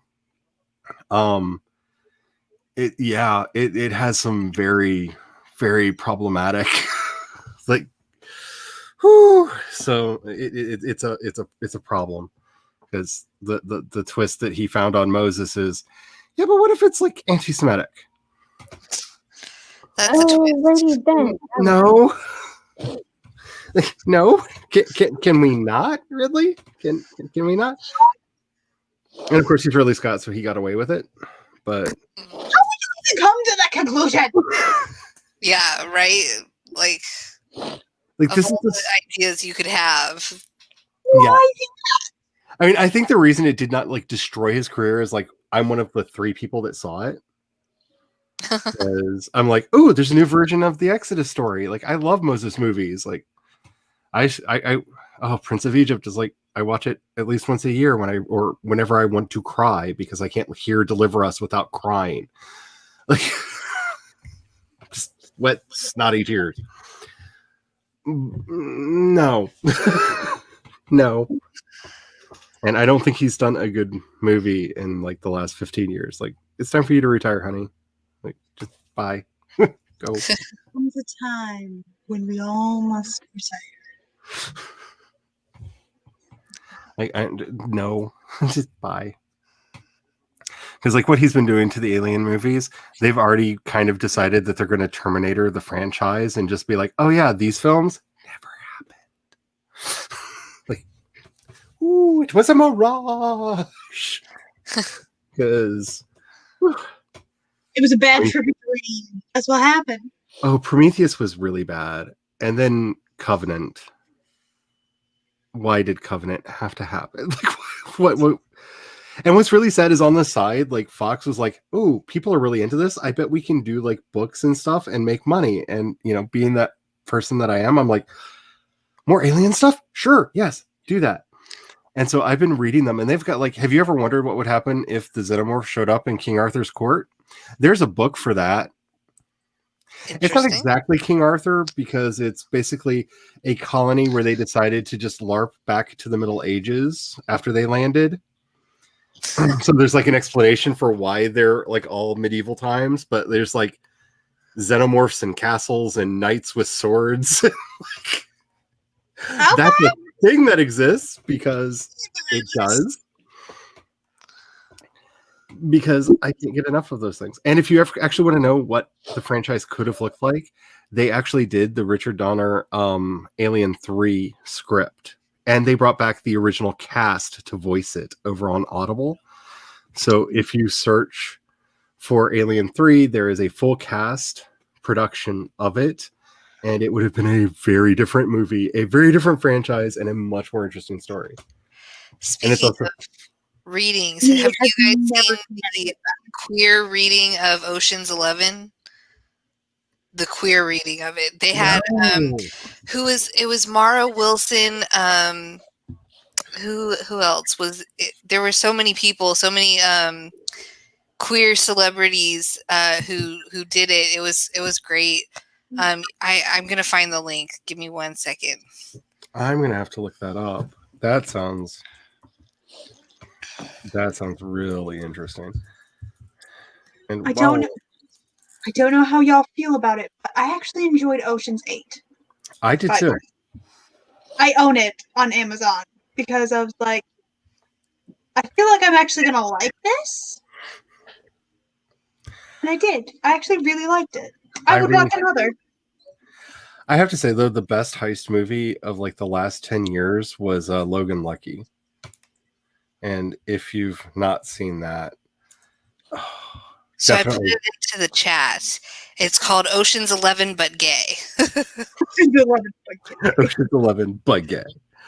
Like honestly, I thought about, I honestly for a while when I was going through my whole like, oh, so I'm just the queer author, huh? That's what you're gonna make me? I'm gonna show you. Like I basically like threatened the hubby that I was going to rewrite all the classics of Western literature, and it was just going to be like Pride and Prejudice but gay, and like everything, and that was going to be the titles of the books. Just that like would be great. Hunchback of Notre Dame but gay, The Three Musketeers but gay. Just do the whole thing because I was in such a fury. And the hubby, being the wonderful person that he was just like, I would love to see you try that. It's like he knew I would lose interest very quickly. But I am doing all of my queer revisionist fairy tales right now, and I am loving it, and I hope that those come out next year. I've added Logan Lucky to my watch list on Amazon. It is a movie that really shouldn't work. It shouldn't work on so many levels. It's basically a bunch of rednecks decide to rob the treasure, like a treasury during a NASCAR event, and the cast is so deliciously like the wrong people for all of the roles. Because what's his name? The current James Bond. Yep. I can't think of his real name. Anyway, he plays this like hick that they literally have to break out of prison. Daniel Craig. That's it. Yeah. He plays this like Kentucky hick that they have to break out of prison because he knows how to do everything. And the idea of Daniel Craig playing that character, like my brain pulled up like a full 404. Like, what? And then I saw the movie and I'm like, Daniel Craig, why don't you do a Southern accent and everything? It's delightful. Like and then he did Knives Out. Who was Kylo Ren in it? Channing Tatum. Oh yeah. Tatum is in it. Oh yeah. And Seth MacFarlane. Yes. Channing Tatum take his shirt off though. That's the yes. question. Okay, yes. Then And I'll have to watch it. Channing Tatum and Adam Driver are brothers, and Adam Driver plays a war vet who, if I remember correctly, he lost his arm in the war, and he literally keeps losing his arm everywhere because he forgets to attach it all the time. Like he plays like the lovable idiot. Like if you've ever wanted to watch lovable idiot Adam Driver in a thing, this is lovable idiot Adam Driver. Like he is just so like huggably like, oh sweetie, oh it's okay. Like, what is this movie called that I need to watch? It's called Logan Lucky. Logan Lucky. Like it never got like the Amazon Prime one in the chat for YouTube. Yeah. Yeah, because I think it's still on Prime for like if you're a Prime member, it's free. It's on Prime, yeah. And just the trailer, like I can't hear any of it, but there's this like the way the camera has like where he's doing push-ups, but it's from behind. So you're looking like his legs. I'm like, that is such a comedy shot. Oh, what is this? It is. This is I don't know if anybody's old enough to even know what I'm talking about. Like, this is the Cannonball Run of this generation. Like, it is just like, we're going to get all the celebrities and do a goofy, funny heist movie just because it is funny. It is like, Channing Tatum is so funny in it. And like, everybody is just so good. It is chef's kiss. Honestly, I have probably seen Cannonball Run, but I don't remember. Like it looks Reynolds, Dom DeLuise. Dom DeLuise has multiple personality disorder and thinks that he's a superhero, and literally his multiple personality disorder allows him to spin around on the spot like Wonder Woman and suddenly have a cape. Like, they're really bad movies. I am not saying that that those are good movies, but they are so bad. Like, it's all of the like greatest hits of the 70s. What? Because if it's on Prime, if it's on regular Prime, oh, that's true. Ooh, That's true. We can do a watch party. I like that idea. Yeah. So you have to be a Amazon Prime Twitch account, like so you can connect your Twitch and your Amazon Prime. So everyone has to have Amazon Prime on it, or yeah, to be able to watch it, you have to have. Amazon. That sucks because I don't have Amazon Prime. I need to remember to connect my Amazon and my Twitch account. I don't think I've ever done that. Also, don't forget, Charlie, that you get one subscription a month from Prime. So, like, I used mine this month on World Anvil. So, if I wanted to be subscribed to them again next month, I have to do it again. I have to remember to go do that because I forgot all about that because I'm bad at Twitch, but I'm trying to get better. I'm trying to get better. But yeah, Logan Lucky. I don't know. I'm gonna risk it. I'll take the video down. I'm gonna play the trailer. I'm gonna find the trailer and I'm gonna play the trailer because we're actually discussing the movie and its merits. This is transformative. I want to see if I can actually do this anyway without YouTube yelling at me because I see people do it all the time, and I'm like, I know I would totally be taken down if I did that. And now we'll get to find out. Will I be taken down immediately if I do this? So I love you all. If this is like the end of my stream, I'm sorry, but this is important. This is important. And plus, I don't think they should be able to say woo about trailers because there's like 5,000 mirror trailer sites all over YouTube. Yeah, and people do reaction videos to trailers all the time. Yeah. Just make sure our faces are still on screen. Oh, yeah. So, pause. You can go through that part because I don't care about the... There we go. Right there. Okay. And I have to go to share screen, tab, that tab, share audio, and make sure that it worked. Make sure we're still on screen. Okay. We are on screen. Yes, I am on screen. And I full screened it, so that should have worked. Yes? Yes. Okay. Let's have some fun, peoples. Should we speak during this just to be safe? Oh, Yes. from the directors of the... In Magic Mike. Oh, wow. You were just fired. I was let go for liability reasons Yes. involving insurance. Liability. One-armed bartender. You need to show a little respect. Yeah, there's a lot of that. Motor Speedway. I know how they move the money. So this is the whole idea: is they're going to steal. Anything about blowing up real bank vaults. Oh my That's God. Daniel Craig's play. I am incarcerated.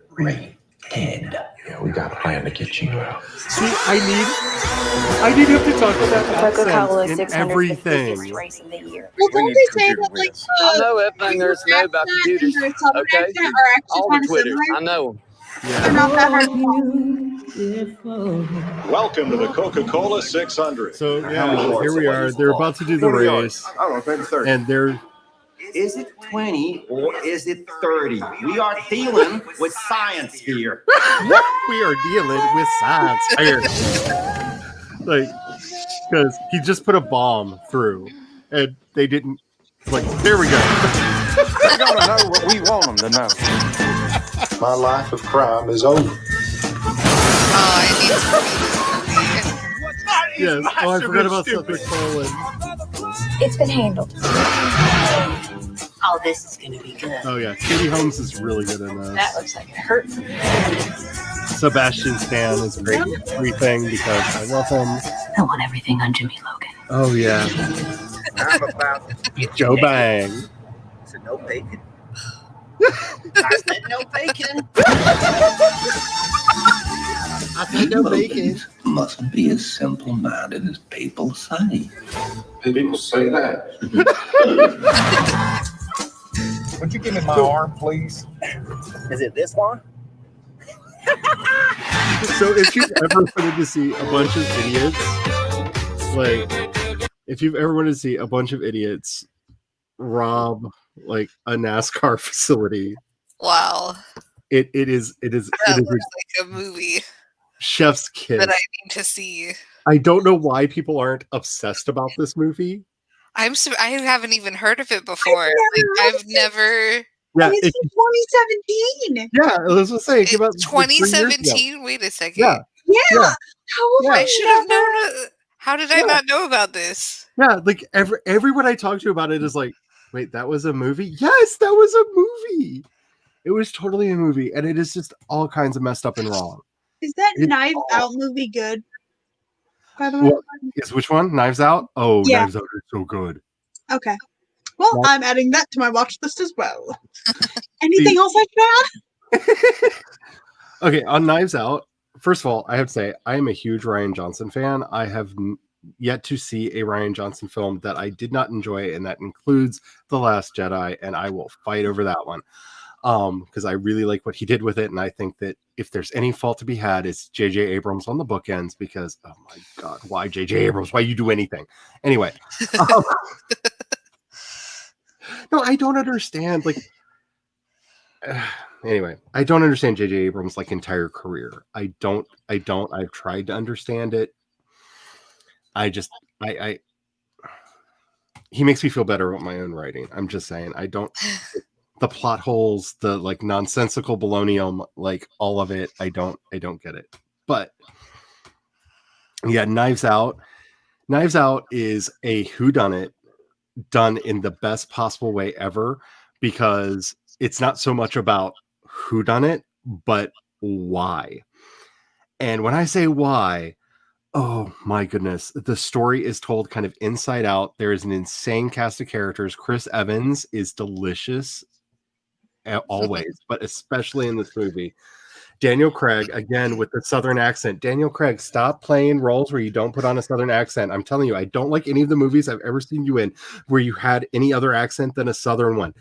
I don't know what it is, but oh, get that drawl on. Daniel Craig is so good because he plays like this Southern Sherlock who's been hired to figure out who did what. And it's this amazingly dysfunctional family that is just so amazingly dysfunctional. I know I'm talking in like the biggest vagaries because there are so many spoilers throughout this movie.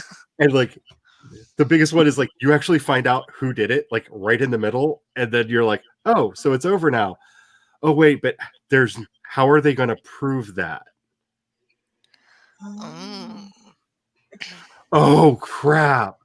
And you realize like the actual it's like a mystery instead of a mystery wrapped in an enigma with like a delightful cast of just like horrible people that I enjoy watching and doing terrible things to each other. And like one So it's like a more serious version of Clue? Yes. Yes. Yes, it's Clue, except for if everyone would have to be related to each other. And I laughed a lot more than I thought I would during the movie. It was so it's so hard not to spoil because there's like 3 twists. Because every time you're like, oh wow, that's the most shocking twist ever. Then it's just like, oh no. And then the best part is you rewatch it and it's such a different movie. Like that's the best part about it. This isn't an M. Night Shyamalan movie where you see the twist and like you just know it and like, okay, whatever. Right? Like with the exception of The Sixth Sense, where you realize how much effort they put into spoiler alert for like a 20-year-old movie, covering up the actual bullet wound in his stomach. And you realize he always has something there, or he always has something covering it so you can't see it or he can't see it. And then you realize that nobody's talking to him. Like, that's the one good M. Night Shyamalan movie, like when you rewatch it and realize he was talking to himself or the kid the entire time. Like that one, the twist actually works. This one is a very different movie when you watch it through, knowing from the beginning how it ultimately ends. Because it's a messed up story and I love it. And it's about a horror novelist. The main plot is about a horror novelist who is murdered and the family trying to like live off of his fame. And there's so many like weird writer jokes in there that, like, when I say Rian Johnson wrote this, like, this is his love letter to the writing community. Like, this is how messed up we are. We don't say it to other people, and other people aren't going to get that this is like me talking directly to you. Man, we're messed up. Like, all those jokes we make on stream about, you know, oh, if somebody looked through our Google history, that's basically this movie. This is, somebody looked at my Google history, the movie. And I absolutely love it. Yeah. Yeah, Clue and then some. Yeah. Oh, so good. So good. And I it's one of those movies I didn't want to watch until, let's see, I think it was Folding Ideas. I think Dan did the video on it where he did his review. And if you don't watch Dan's channel, first of all, you should watch Dan's channel. Folding Ideas is delightful if you really like a low-key Canadian, like just like subtexting everything constantly. But his review of it was like, he was legitimately excited. And I'm like, but Dan, you never get excited. You're not excited about anything. Is this part of the humor that I don't get? Is this an added layer of irony that I'm not getting? And then I realized, like, went to his Twitter account. And so, no, he's legit, like, excited about the movie. And I'm like, a movie found a way to make you actually excited. I must see this movie. And if you're not familiar with Folding Ideas, his masterpiece, the 3-part oeuvre that is his dissection of the 50 Shades of Grey movies, is the best place to start, because he compares them both to the books, and he's an editor by trade, and will show you like why none of it works. Like, here's why the angle's wrong for this. Here's why the lighting is off. Here's why this doesn't work. Oh, and a friend of mine was actually on this film, and here's all the back behind the scenes drama when the author showed up and started yelling that the director needed to be fired for trying to put story into her book. Wow. It's delightful. I love it. I love his channel ever so much. But yeah, he's the one that turned me on to that movie, and I've watched so many like very good and very bad movies because of his recommendations. Because like me, he has an appreciation of utter garbage films. Utter trash. Utter trash. Oh, his trash cinema series is like, he finds like the gems of like, he's like, I'm just going to go full on spoilers because really there's nothing I can do that could make this movie worse. All right, let's go. You get to the end and you're just like, how do you do all of that in a movie? And then you watch it and you go, why did anyone do all that in a movie? He's so good. I aspire to his levels of greatness.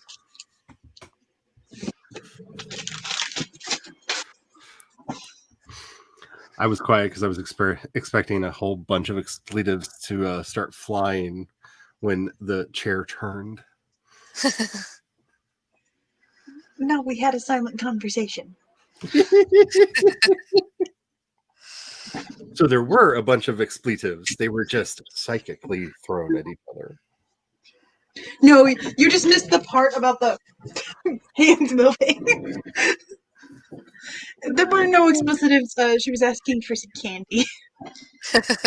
But she didn't want to open the new pack. I already had one open. Agreed. Yeah. Agreed. That is really good as well. Yes. Yeah, there's some interesting takes out there on a lot of this. And see, if I were a competent human being, my channel would actually look much more like one of theirs, because like that's what I aspire to make. And then I'm like, but that's a lot of work. I'm just going to turn on a camera and talk for hours, because that's less work. But I still love them. Like in an ideal world, I am this super queer, non-binary Lindsay Ellis. Like it's a mood. But, you know, this is what you get. Until I can afford an editor, this is what you get. So if you want to get me there faster, Patreon and coffee link below. Which I do hope people realize that I'm facetious when I say stuff like that, because I never know if my humor translates at all. See, I know that it would like destroy me if I did it, but this is like what commentary moments are for, like putting up the Billie Eilish thing and talking through it. But I would so be destroyed if I did that. Like that is the end of the channel. Like 3 copyright strikes, I'm out. In one video. Yeah. Oh. You don't mess with the big record labels. Like they come for you. No, you don't understand. The previous owner of the restaurant that we own got literally into a lawsuit fight with BMG. Wow. They still send people regularly to our restaurant to inspect and make sure we've paid all of our royalties. Which we cheated and bought a box that just plays the business version of Pandora. So for anybody out there who's a business owner, there is a Pandora for Business that you can get. It uses your actual Pandora station, so you can train them up to play the music that you want it to play, just like you do on Pandora. But it keeps track of all the songs and pays royalties. It's more expensive, but it pays all the royalties. So you get the music that you want, and you don't get lawsuits on you from MG and ASCAP. Because they are the devil. I'm sure they had a function at some point in history, but I would like to remind you, ASCAP tried to sue the record industry out of existence because wax cylinders were going to be the death of concerts. Okay. No, that's why ASCAP came into being. They were there for the live musicians, and John Philip Sousa gave them a bunch of money because he would sue anyone who made a recording of one of his productions, because his music was meant to be heard live and not through this infernal contraption. And I don't know how much of a paraphrase that is. And yeah, that's how ASCAP came into being, was to protect musicians from the evil of records and pre-recorded music. Because once we have pre-recorded music, why would we ever need musicians again? We have the song. That's how it works. Live. That one song. We never need another. We just the song. And then I want more of your music if I like you, and I will pay to stare up at you from like half a football field away. I've spent so much money on concerts, it's ridiculous. Oh, it is. The only concert I've ever been to that my mom had to pay for was a Sarah Evans concert, because it was on Valentine's Day, and it was because my birthday is January 14th and Valentine's Day is February 1st. So I was like, Mom, I really want to go to this concert. So she actually bought me the tickets, but it was at because my stepdad is Indian, So they they constantly get like free tickets to casinos in the area.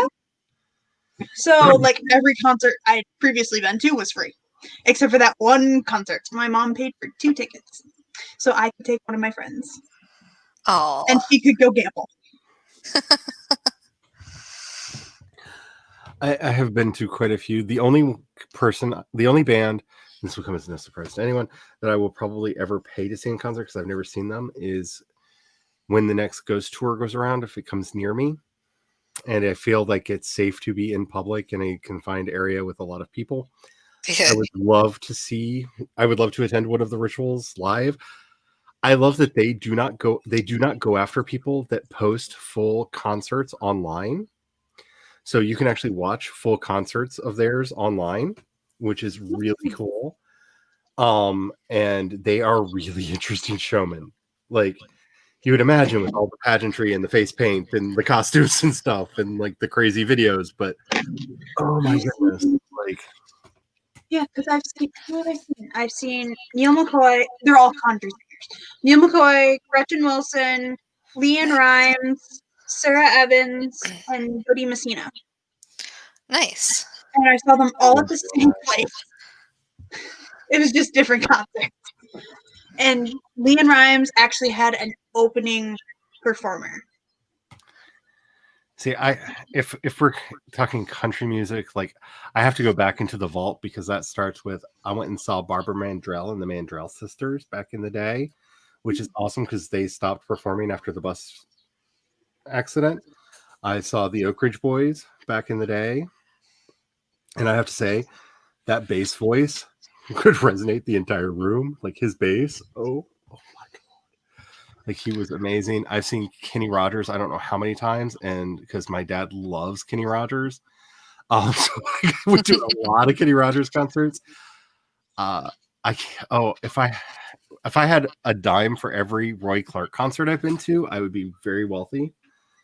I've been to a lot of Roy Clark concerts. I went and saw America, the band, both when they were a country band and when they were a rock band, because my grandpa got confused and thought it was a thing of patriotic music, and I like disappeared in the crowd so he couldn't find me until the concert was over, because don't get me started about my experience, my life with my grandpa. But yeah, I've been to a shocking amount of country music concerts that people would not expect for me to have gone to. I saw Ray Stevens a lot. And the Gatlin Brothers. The performance I actually went to of Gretchen Wilson was actually she only did a couple of country songs. The rest of them were actually covers of fudge. What were they? They weren't country. I want to say they were, let me see, because one of her albums, she did a whole album of covers. For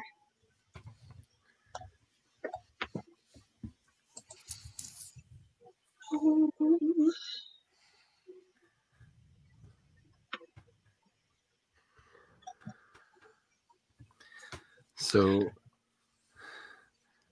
I didn't know she had done a cover album.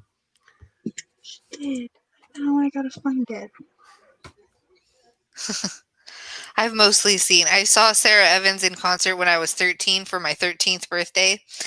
That was a good concert, but for the most part, I've seen mostly like rock musicians like Papa Roach, Disturbed, Five Finger Death Punch. Okay, can I just stop you just for a minute? Valentine.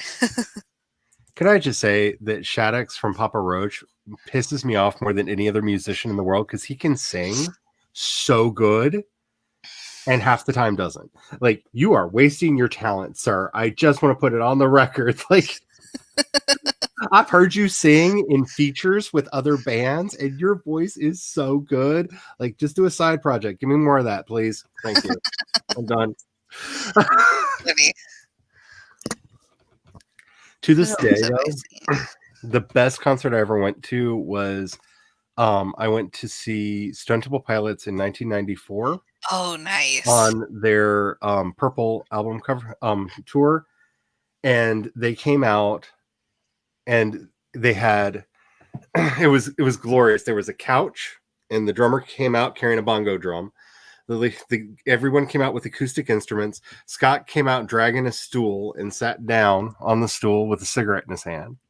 They commenced to perform every ballad that they have ever recorded. And when I say every ballad, they did all of like Dead and Bloated, but acoustic style. They did a 10-minute, I know because I watched my watch version of Pretty Penny that just went on and on and on. And his voice was never captured on an album. I'm just saying his voice was phenomenal.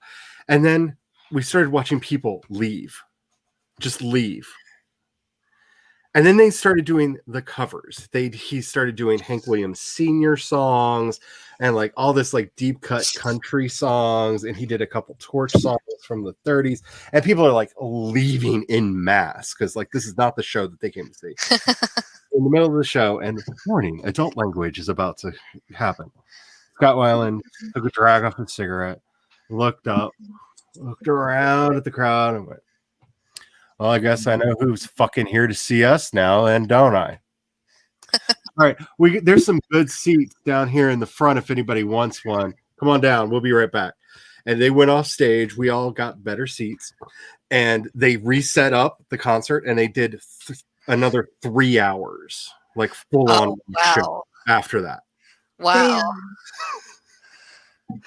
And his voice, like I respected it on the albums. I can't even describe what he sounded like live. Wow. Like, his voice, it was amazing, and they just put on such a good show, and it was so much fun.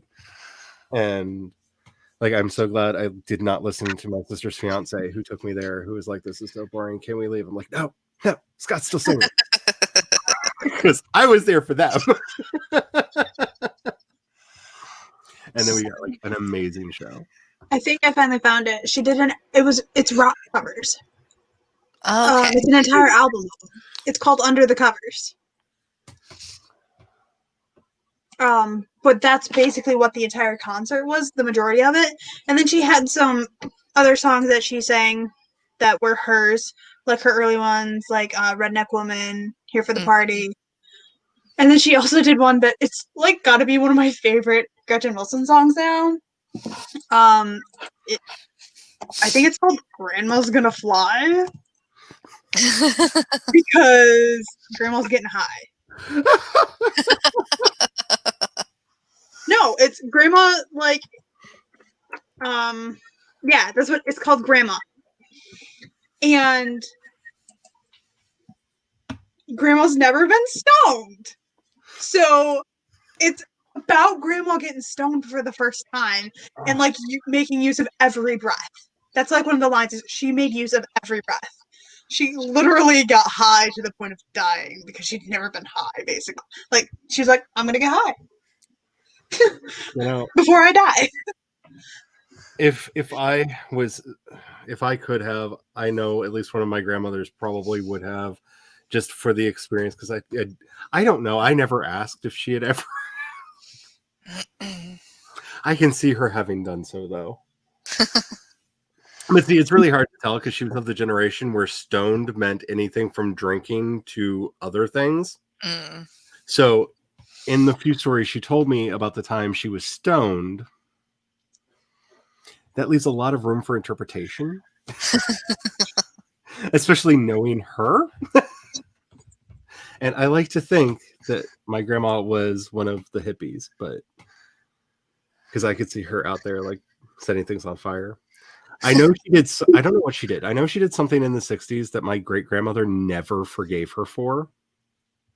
So I can see her like totally hippie having been a hippie in the 60s because my great grandmother would so not have approved.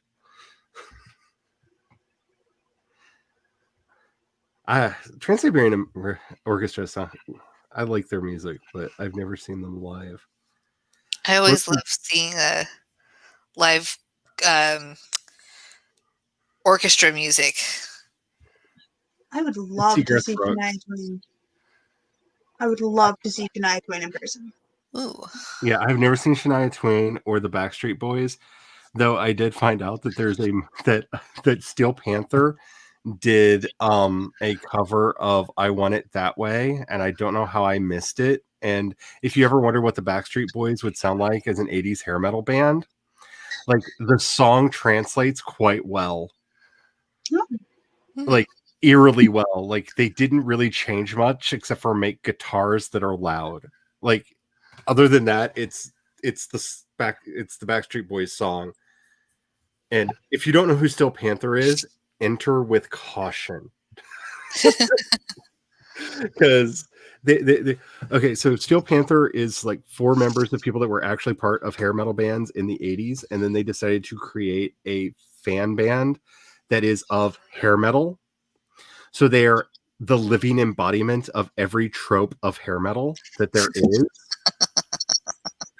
So love it already. That's their name is Steel Panther, because of course it is hair metal. They always have like the giant hair. They always have like the spandex outfits on.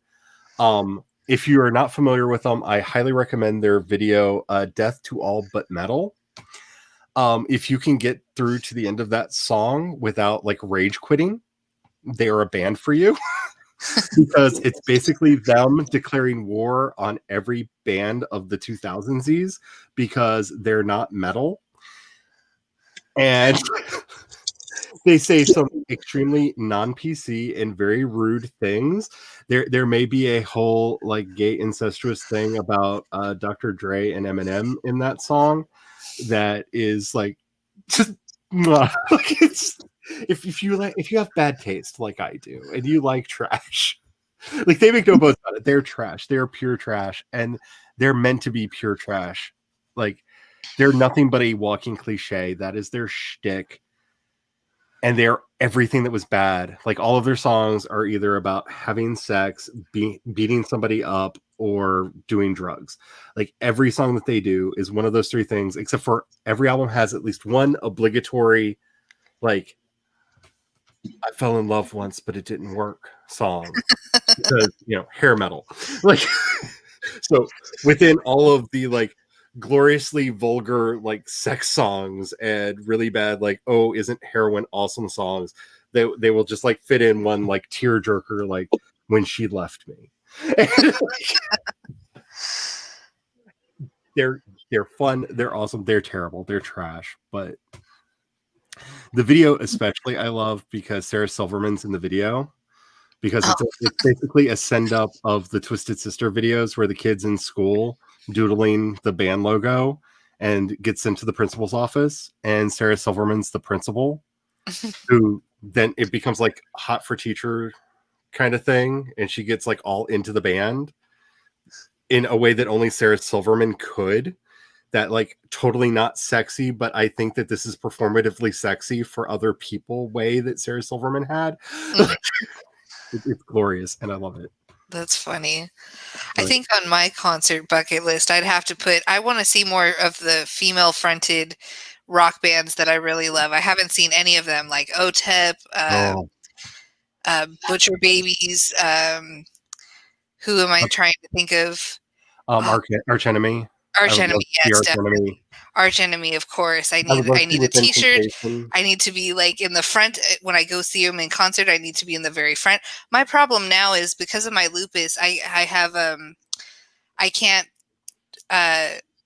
look at flashing lights. It makes me pass out. So when they have the strobe lights going on, and I'm in the front there, right where the lights are flashing, I'm like, "Oops, okay, I need to get out of here now before I get trampled." I may be wrong about this, but don't they have like a polarized lens that can help at least mitigate some of that? I have no idea. I have no clue at all. If they do, that would be awesome because I hate having this problem. I don't know if I just heard somebody talking about how that might be a possibility or if that's a thing that actually exists. I'll have to check it out. Like, half of my friends are like psycho eggheads that work for like big research companies. Mm-hmm. And that could have been like an experiment that they were trying to see if it worked. Like, no, like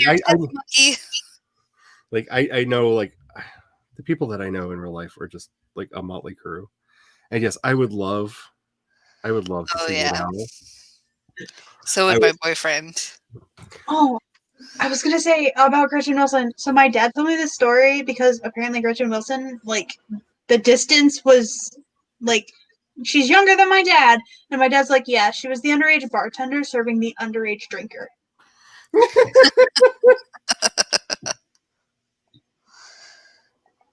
That's funny.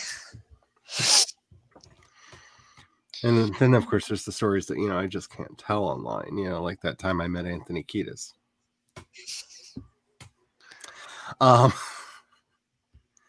the time that I met Billy Joe from Green Day. One of these people was really cool. Can you guess which one for my tone of voice?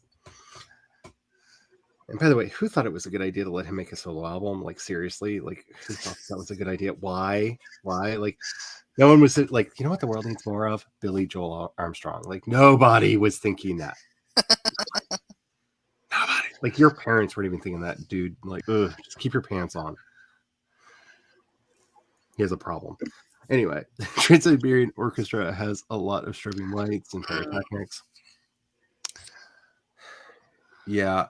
I thought I remembered seeing something about that. I may be like completely like, you know, wrong. I don't know. But it's something it'd be awesome if something like that did exist. Because I have a couple friends that are epileptic. I usually just go with a buddy, like my boyfriend. I drag him along to every concert I go to, and then I just close my eyes when the time. I've contemplated bringing. I have those eye masks for sleeping. I've contemplated bringing those just in standing in the front and just being like, "Yes, let me enjoy this." This is the greatest thing ever. Like, yeah. Oh my goodness. One of the like the 90s was like my heyday for concerts because the hubby was not like a big fan of concerts. So we've been to a few since we've been together, but like most of like the main concerts I went to were back then. Like, and there are bands that like I'm sure no one has ever heard of. Like, I've seen Pigface live at like in an intimate setting, which is like the weirdest way to see Pigface is in like an intimate setting where you can almost touch them because ain't nobody want to do that. Like, I'm pretty sure they don't touch themselves when they shower, just like, but like that was a really good concert and I loved it. See, some of my big bucket list ones, like I would have loved to see Ross Williams when he was still alive, but he was totally not murdered. But Totally not murdered. okay, all I'm saying is he was found dead in his apartment. His death was ruled as suicide, even though he had finally gotten his act together. He'd cleaned up. He had been sober for 2 years. He had a new album coming out, a new tour lined up. All of his prospects were on the high road, and then he just decided to hang himself. And somebody who had threatened to kill him just happened to be in the same town when it happened. And apparent, and this is the great ecumenical question, because they don't show the full timestamps as easily anymore. And he actually deleted the tweet, but may have shared out that, oh, isn't it a shame that he's dead before the news really broke? Oh. Ooh. Interesting. But he was somebody who had a history of suicidal ideation. And so it was just ruled, you know, he hung himself. Decided to tear his apartment up first. Oh, his apartment was torn up too? Yeah. Like, that doesn't really scream suicide to me. It's kind of like how Kurt Cobain shot himself in the head by pulling the trigger of a shotgun with his foot, which was in a boot at the time. That's not possible, but okay.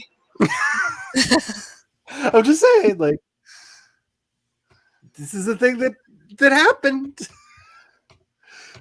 I'm not saying it was murder. I'm just saying it doesn't sound right. There's food. You are hungry, and you want me to come out there so you can eat. And we're at 6 hours and it's time for dinner. Mute in the corner, like he's been noisy the entire time, and he's over there just miming, like giving me sad eyes and rubbing his belly, like he just needs the hat, and he's gone like full Puss in Boots. Oh, just missing the hat. Oh my goodness! Would you like me to grab a hat so I can mime it for you? I'm just excited because we finally got into like music talk, which is like a thing that I love to do. Which, by the way, I cannot do it live because of the restrictions that Spotify still has on all of the accounts that are doing it. But if anybody would like to actually do a music show with me, let me know. We can get together and do that. For some reason, they don't always get approved.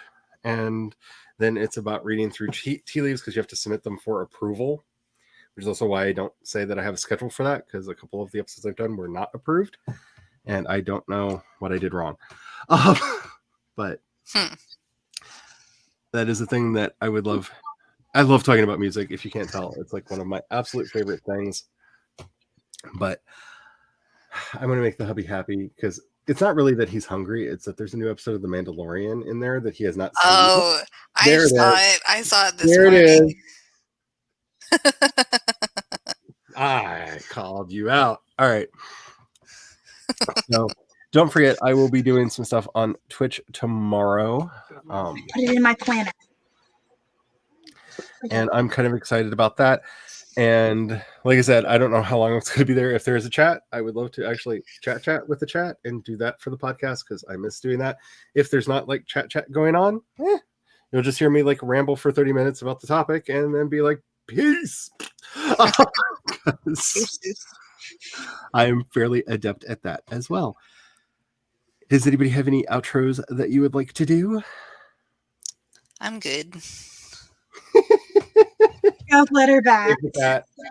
I'm sorry, Nikki. We're disappearing while you're still like in Avatar On the mode. phone. I feel like I do this way too much. But at some point, people hopefully will get used to like the things that are me. This is what you get, folks. Because I do not have enough mental energy to put on a persona. All right. Until next time, remember, with everything going on right now, with like an attempted coup in the country, and even if like the coup fails and we have like a halfway like sapient president next year, we're still gonna have to fight. Trans lives matter. Black lives matter. Please, please, please stop trying to stop. I just want to say this really quickly to all transphobes out in the world right now. It is not an opinion. Bias is not an opinion. It's something that needs to be refuted at all things. You are not being discriminated against for having an opinion. When you say that an entire class of people, whether it's because of their gender, their ethnicity, their skin color, or their sexual orientation, or do not have a right to exist, that's not merely an opinion. You're not being discriminated against for that. I'm sorry. That's bias and it needs to be shut down. I'm done with it. That might be the topic of tomorrow's episode, by the way, because I have feels about a certain somebody.